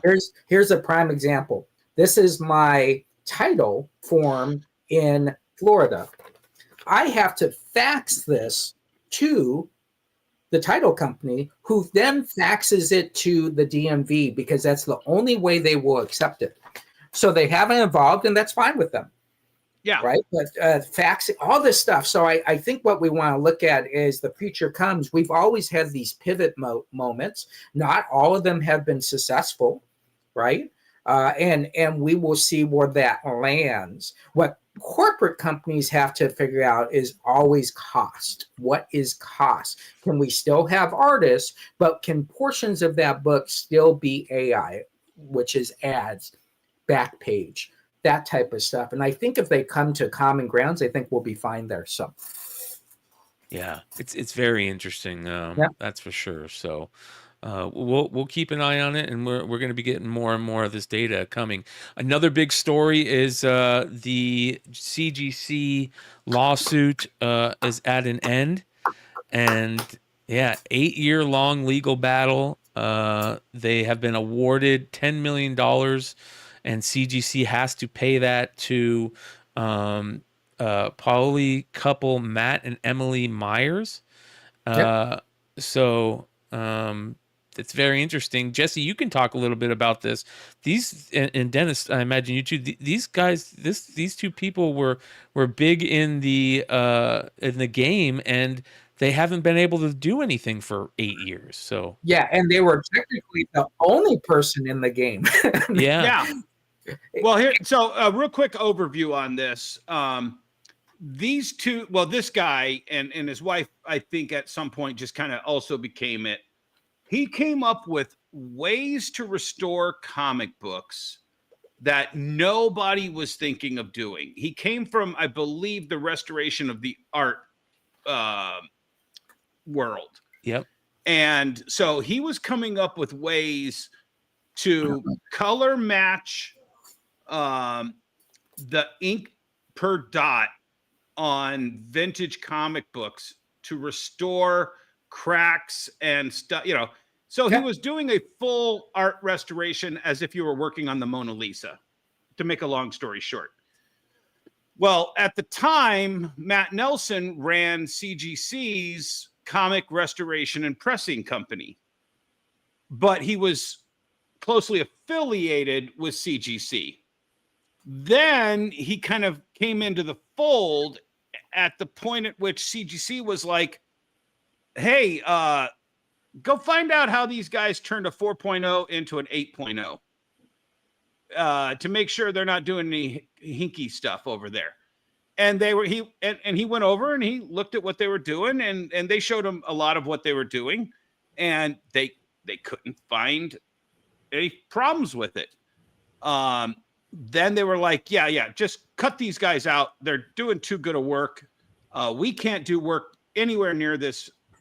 And we're losing business to them, and they're making these huge books, and it was expensive. You wouldn't do this on a Hulk 181. You would do this on Superman 1, Batman 1, Detective 27, Action 1. Yep. And basically they started bad-mouthing. They basically kicked and rejected a whole bunch of these books for no reason. They badmouthed them to everyone in the industry. All the auction companies wouldn't touch them with a 10-foot pole. They knew it was happening. At the same time, their biggest competitor became the president of the person that they rely on to grade their finished work with. And they really just kind of got kicked out of the industry. And they said, this is bullshit. And they got a good lawyer, and the lawyer got them $10 million. Yeah, and I think to make something, to restore something, but then you're deemed as someone who's ruining the comic book. Oh, don't do that because your comic will be ruined. Right. I think was very bad. But, you know, if we go back in time and we say, hey, CGC, what did they say about signatures? Oh, has a signature on it. I'll give you a prime example. My Guinness Book of World Record breaking book. I had to put the certificate on to prove that I was a Guinness Book of World Records. Guess what I got in a grade? 3.5. Why? Because that sticker was on there. Yeah. This part of the book, I have to submit it with that on there. But signatures. Oh, if you have a signature, that's a -3. That's a -4. Then they realize, well, if we charge them to witness their signature, then signatures are okay. Oh, but there's a remark on there, so there's a -3. Yeah. Oh, but if we witness the remark, we can charge them more. And you know, and there was a whole game also, like they didn't have a problem with people's signatures covering up paint chips on certain books either. That, you know, there's just a lot of stuff that CGC is like a feat ruling class, and I think it's good they're getting taken down a peg. Yeah. At the same time, they're laying off people. They've got PSA breathing down their throat or down their neck for comic grading. And Grading is becoming less and less the big thing to do. Their card grading company has really taken a hit because there's video after video where people are crossing over CGC graded 9.5s and getting PSA 10s. So people are stopping grading through CGC just to cross them over to PSA. Right. Well, look, as a collector in the 80s and the 90s, what is the first thing you got? A Silver Age or a Golden Age book, and you looked at the top edge and you said, oh, that's marble chipping, right? Not in the grading world. In the grading world, that's, you know, a negative. And so it's just amazing the evolution of grading books. and the value that it creates. And again, if you look at the numbers, it's only 1% of the business. Yeah. The overall business of grading is 1% of the business, yet it creates so much value that it overlaps the raw books, which is amazing to think. Amen. Well, and hey, along that line, and I'm going to save it for next week, Brian, I'm going to have a huge announcement next week in regards to this. One thing that I want to bring up that goes along these lines also that's kind of interesting is this news about Scout Comics suspended by Lunar over lateness policy. So Scout Comics dropped by Lunar distribution due to a new lateness policy affecting comic book availability. Lunar aims to ensure timely delivery to retailers, suspending publishers with unfilled products. Scout releases were delayed in October of 2024, with several titles pushed back to December 4th, raising concerns. And despite losing Lunar, Scout Comics stays with Diamond amidst issues with a challenging year. So this is very interesting right here. Well, first of all, what was that last sentence again? A challenging year. Yep. We aren't on the rebound in 2024 when you hear comments like that. Well, it's very interesting to hear this happening, because that's been one of the biggest complaints for years is lateness due, whether it by the publisher, creators, printers, whatever causes We lateness. just talked about it last week about Capullo. Yep. You know, and that Wolverine book. This is one of the retailers' biggest pet peeves, and I'm not shaming Scout's size, but don't get over your skis when you're that big of a publisher, because the distributor will spank the fuck out of Scout Comics. Lunar can let DC Comics go 6 months on a late issue. I mean, fuck.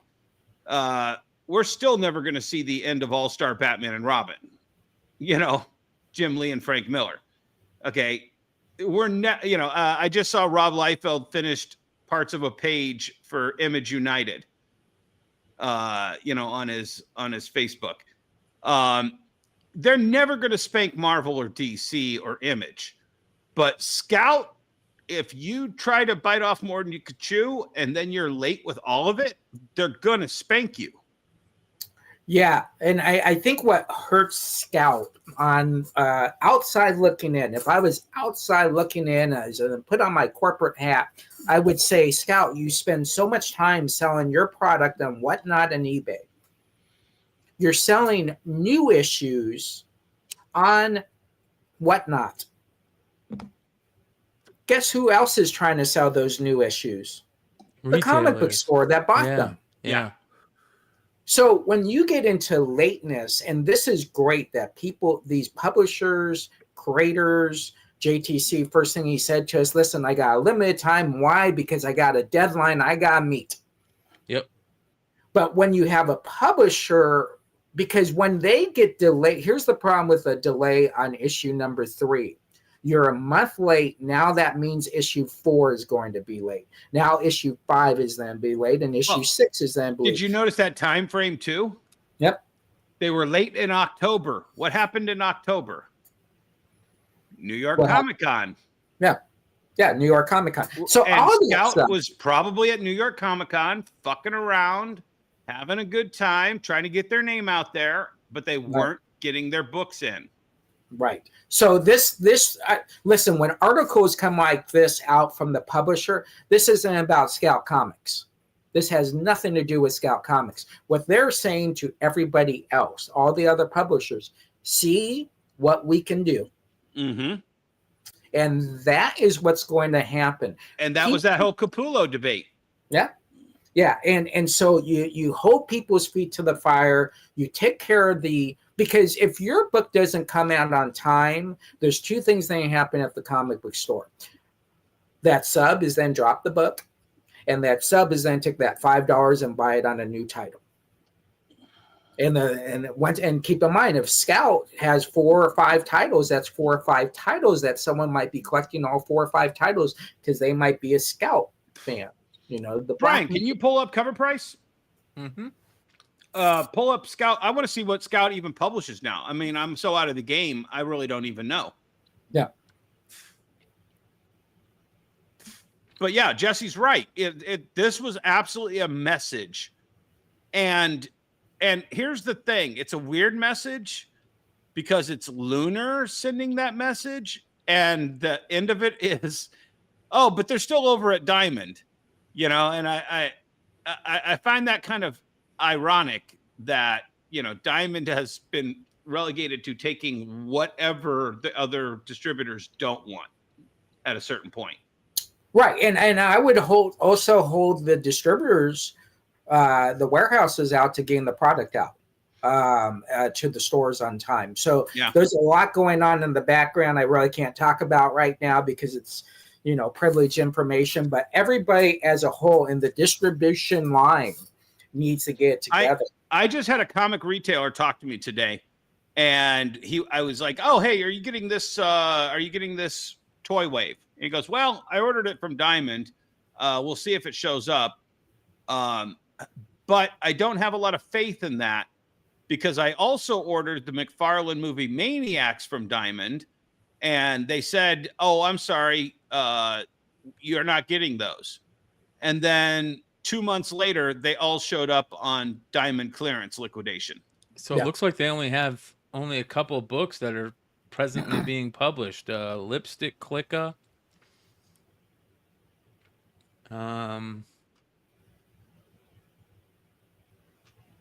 Yeah, they only have one book that I can see that's currently being published. Is that right?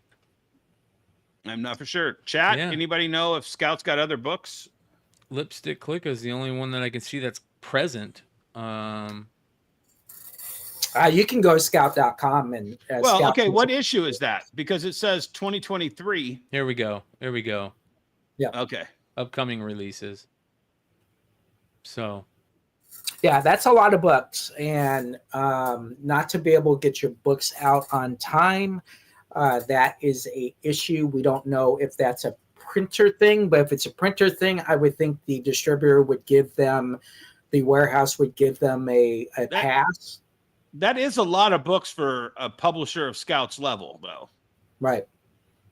Well, we can look at a lot of things with a publisher and how many books they're bringing out. I would be curious on if any of those books have passed 3,000 copies made. 3,000 right. orders. Well, but it's part of that flood the zone mentality of a small publisher.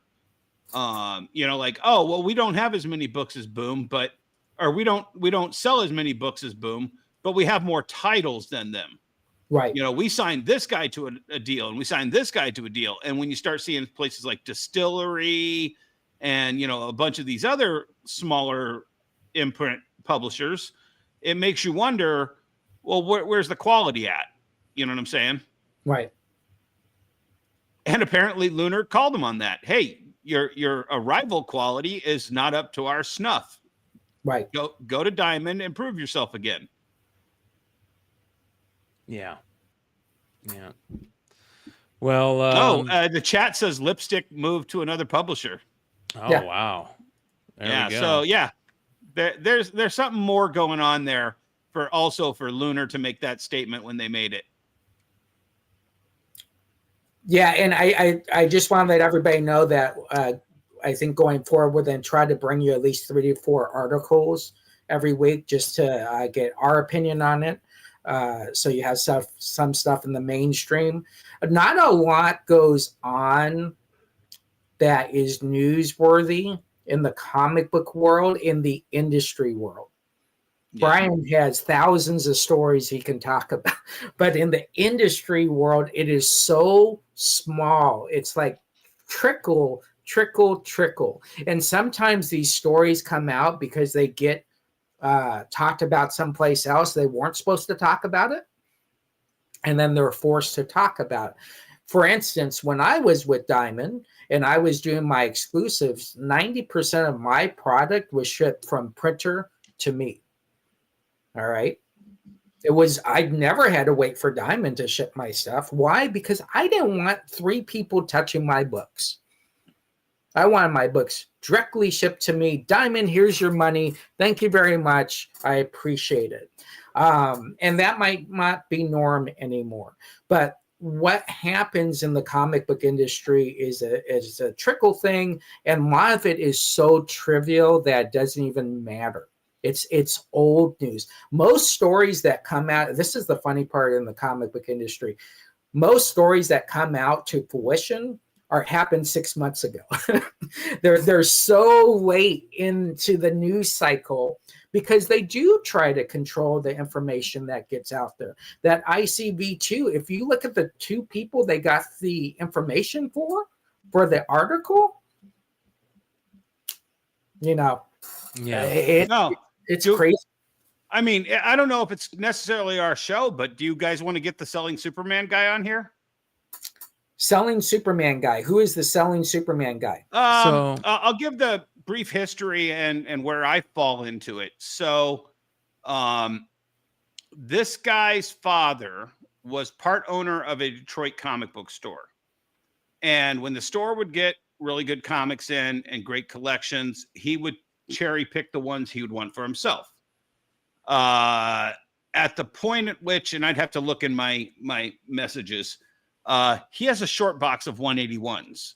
He has the highest grade, the second highest grade Batman one or Superman one. I can't remember which one it is. Just every book is a killer book. He also had toys. He had baseball cards, sports cards, you name it. The guy collected it. He never told his kids. He died without informing his kids what he left them. The son came in and was like, what is all this stuff? At which time, friend of a friend gets a hold of me. I talked to the guy for about an hour. Yeah, that's what it was. Thank you, Sequential. He's telling me about this, and I'm like, buddy, I'd love to come out. I'd love to be a part of this. You don't need me. This is who you need to talk to. This is what you need to do. And I've run into him several times after this, and he thanks me for being honest with him, because I'm sure there was a lot of people that were, ooh, I can, and I was just like, bro, this is, and he decided along the way, the thing to do was to make a movie about this. He wanted to make a movie. It turned into a Netflix series. I believe it's 4 episodes long. It's on Amazon and Apple TV. Amazing. Yeah, and the great thing about our history, there's tons of stories about this that never get brought to light. And there's always the big. Well, but hold on, and just to answer the chat, he's getting a lot of shit online, and it's here's the thing, guys. He is, and it's justifiably in some levels and unjustified in other levels. He didn't give a shit about his dad's collection. They thought his dad was stupid for buying all these comic books and collectibles. They had no interest in it. And when they found out what they had, then they figured out what it was and took an interest in it. Yeah, but isn't that 90 is probably high? Isn't that 65-70% of every collector where the other half could care less? Dude, well, here's the thing. I have 2 kids that have grown up in my comic store. They knew, they had no idea why Daddy was dragging them to meet that old guy, Stan Lee, every time we were in the same area as Stan. Sure. My kids want to have nothing to do with all, and you guys know the shit I have. They don't give 2 shits about all my stuff in my warehouse. Yeah. They had a great life and they're ready to move on. I decided to be the opposite of this guy. Over the next several years, I'm just going to sell it all. I don't even care anymore because I only built it for them. You know, I want to bring up something before we leave, since you said sell it all. Folks, if you're doing exclusives, own your exclusives. Don't be out there flipping your exclusives in pallets at half of what you paid for to recover money. Just own your exclusive. Put those exclusives up for $5. Does it suck that the guy has paid $25 and you got him for $5? Own your exclusives. You won't have any problems. All right. Your life will be stress-free. Also, just stop doing exclusives as much. Now, most of you don't even know who I'm talking about. This is to everybody that does exclusives. All right. But there's one person in particular who's getting a beat down right now. Listen, you got to be smart with your money. Don't flood your business with product you can't sell because you want to be the cool guy who did this cover or this character or this team or this Marvel book or DC book. Stop. And you will be fine. You know, I used to do 5 exclusives a week. Now I do 1 every quarter. Hasn't changed my life. I'm still living a good life and everything is cool. And I'm not worried about doing another castle or whatever it is, right? So anyways, I just wanted to get that point out there because it goes back to that 5,000 comic book collection that Jesse and I keep talking about. It's this mythical 5,000 comic book collection. If you just pull the 181 out and that's what you're happy flipping, you're doing it wrong.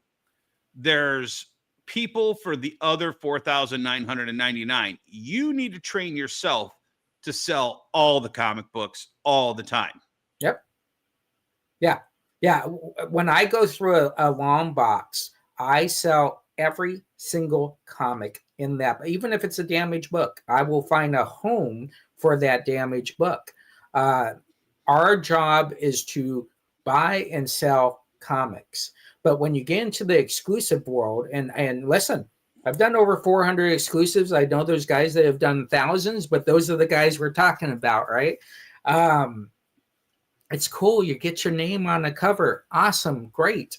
But at the end of the day, you're also a business person.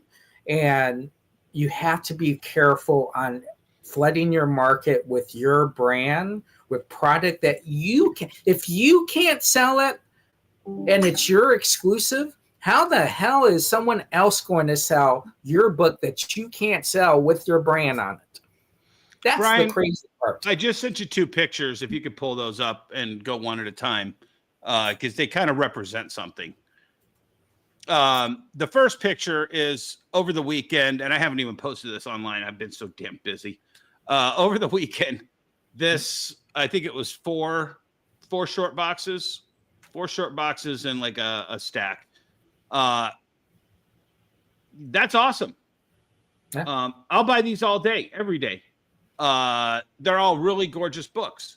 But at the end of the day, so is New Mutants 98 and 100, or 99 and 100, and so is the rest of the Todd run. Going down to, I think, 83 Todd and Liefeld. Down in 83, 84, 85, I think. The She-Hulks. Yeah, the TV show tanked, and they're not going for super crazy money anymore. But there's still people who love She-Hulk that are still going to buy those for $5, 3 for 10 from me. The other thing is that next picture there, Brian. No, the other one, sorry. Yeah. So this is a picture of my son from 2014, about 10 years ago. Yeah, 10 years ago. That's a first edition Shadowless Charizard that's worth about probably $50,000 to $100,000 now, but I sold it. Wait. $50,000 to $100,000 in a PSA 10.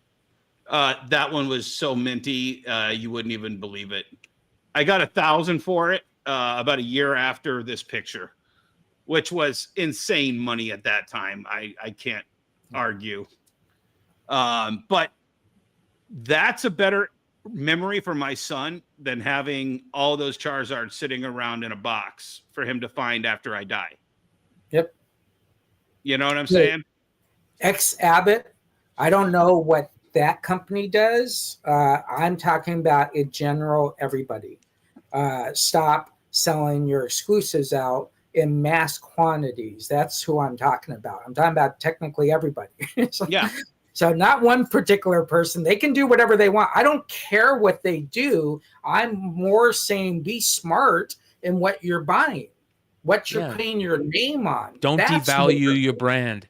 Right, exactly. And that's more what I'm talking about. I don't care what people do. Just don't get to that point, and then you'll be fine.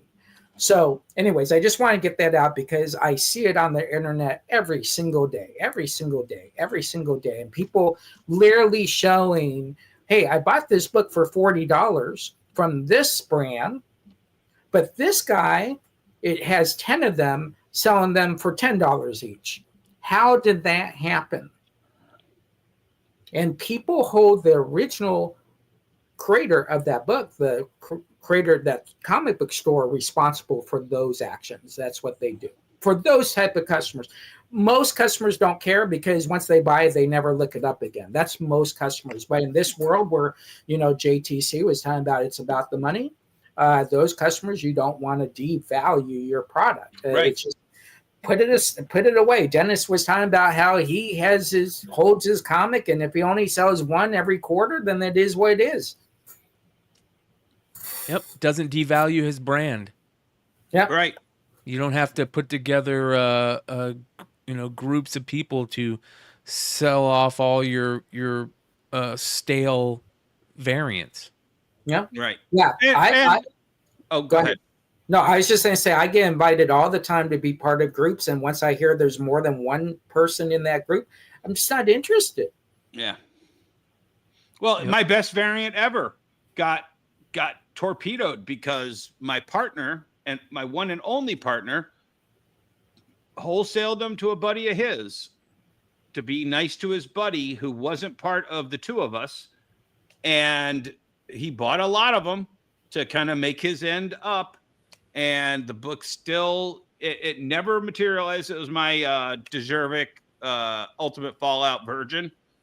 And that book was a surefire winner. Now, sure, that the regular cover is tanking right now, but it would still always have been $100 book because I sold out of them. He sold out of them, but he wholesaled a bunch of them to somebody who's still putting them out there $50 a piece. And that was what we sold them for. Yep.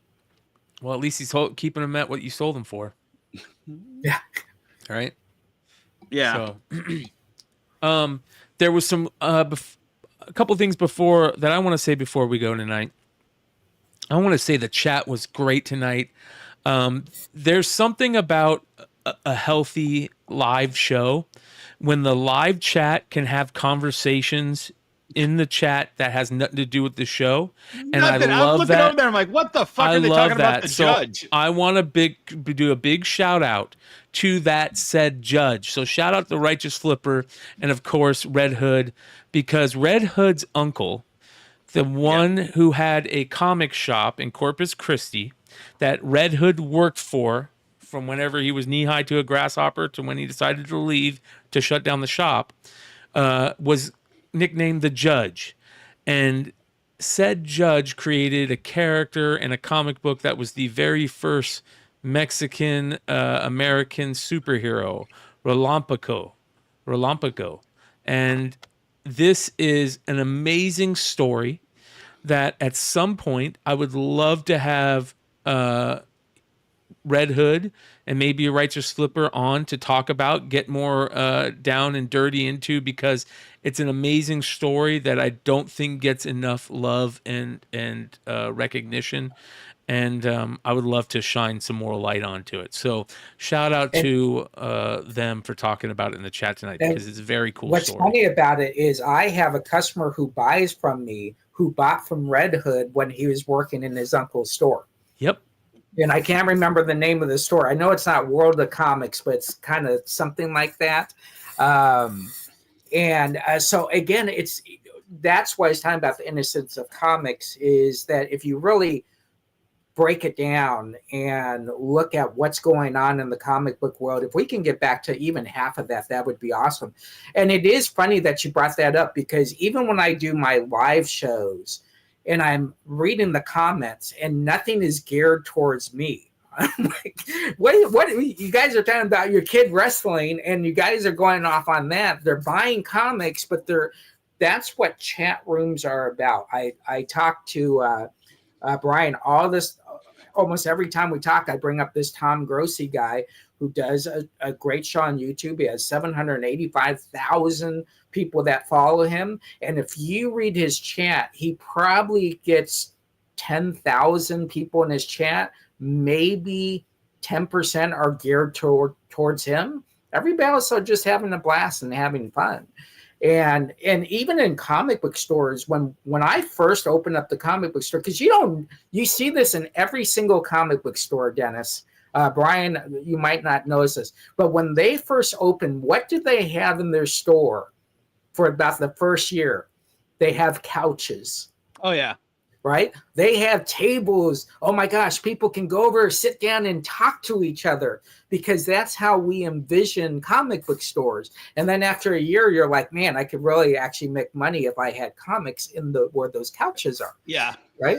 And my first store was 6,000 square feet. And so we had couches in the back, and we used to do a thing called Comic Talk. And as it got bigger, and I think at one point we had like 40, 50 people for Comic Talk every Friday night, people were like, hey, I'm throwing this chair out. Can I bring it over to Comic Talk? And it became just kind of the thing. And at that point, you have to leave, because I'll tell you what, those 40 to 50 people were 30 poll members who represented probably more than what that square footage represented. So I kept them happy by keeping that comic circle intact for them. Yep. Well, and here's a great story. Doom Space Marine is the gentleman I'm talking about that bought from Red Hood, right? What was the name of the store? Collector's World. Collector's World. Right? So here you got a guy that bought from him, both in the same chat room, 30 years later. Yeah. Right? 40 years later. That is crazy sauce right there, right? And so that's, Brian, you are right. Watching that chat room and seeing these talks, I think that is awesome. And I'll let you guys go on this. I sold at my very first convention in 1983. I was 13 years old, and my dad dropped me off, and I walked up, and I had my red wagon with my 6 long boxes going sideways on it. I pulled up, and the guy said to me, what can I help you with? And I said, I'm here to sell at the convention. And he goes, how old are you? I'm like 13. He goes, well, where's your dad? And I'm like, my dad's already gone. And he goes, well, I can't give you a table. You're only 13 years old. So I reach in my pocket, and obviously as kids, we don't put our money in rolls and all that. So I go, what am I supposed to do with the $60 then? He's like, well, here's the deal. I'm going to put you in the thing, but if anybody asks, your dad gave me this money. Right. So they end up putting me next to the green lady in the Star Trek Octagon movie, where they're fighting the Octagon, and she's the green lady that fights. Well, she's selling nudie pictures of herself next to my table. So the line's going across from my table. So I'm just selling books galore. And then I have nothing priced, right? I'm 13 years. How much is this book? Oh, $5, whatever. I ended up making $968. I remember that number. I will always remember that number for the rest of my life. $968 is what I made. So 2 years ago, this customer who's buying from me every single week has been a box holder with me for 15 years, Sean. Now, I know he's from Las Vegas because he went to a high school that I hate, and his best friend is a wrestler that I used to beat every year, Ryan Cicchetti. So he walks in with a Riviera shirt on. I go, hey, you have a Riviera? You remember the Riviera? And he goes, yeah. I go, I sold at my very first convention in 1983. He goes, I went to that convention. And I go, yeah, I have my own table. And he stopped. This is the honest truth. I probably should have him on. He says, were you the little kid? Were you the kid selling comics next to the lady selling the nudie stuff? I go, yeah. He goes, I bought a whole bunch of comics from you. So the circle of the comic book world is crazy, folks. Yep. So enjoy it and have fun. It's a story that I just love telling because it's just two 13-year-olds that he's been buying from me for technically 40 years. Yep. So good shit, you guys. We are 2.5 hours in. We're going to call it a night. I want to go ahead, Dennis. No, I want to give a little reminder or a little update. Tomorrow night's show, you guys, is going to be canceled. Unfortunately, I'm going to have to put down my dog. Here she is as a little puppy. This was 14 years ago. And I have not taken a show night off on the channel since we've started it. But tomorrow night, we're going to do so. It's my last day with my dog, and I'm going to spend the whole day with her. And that being said, we'll see you guys soon. Adios, you guys. Much love. Have a good one.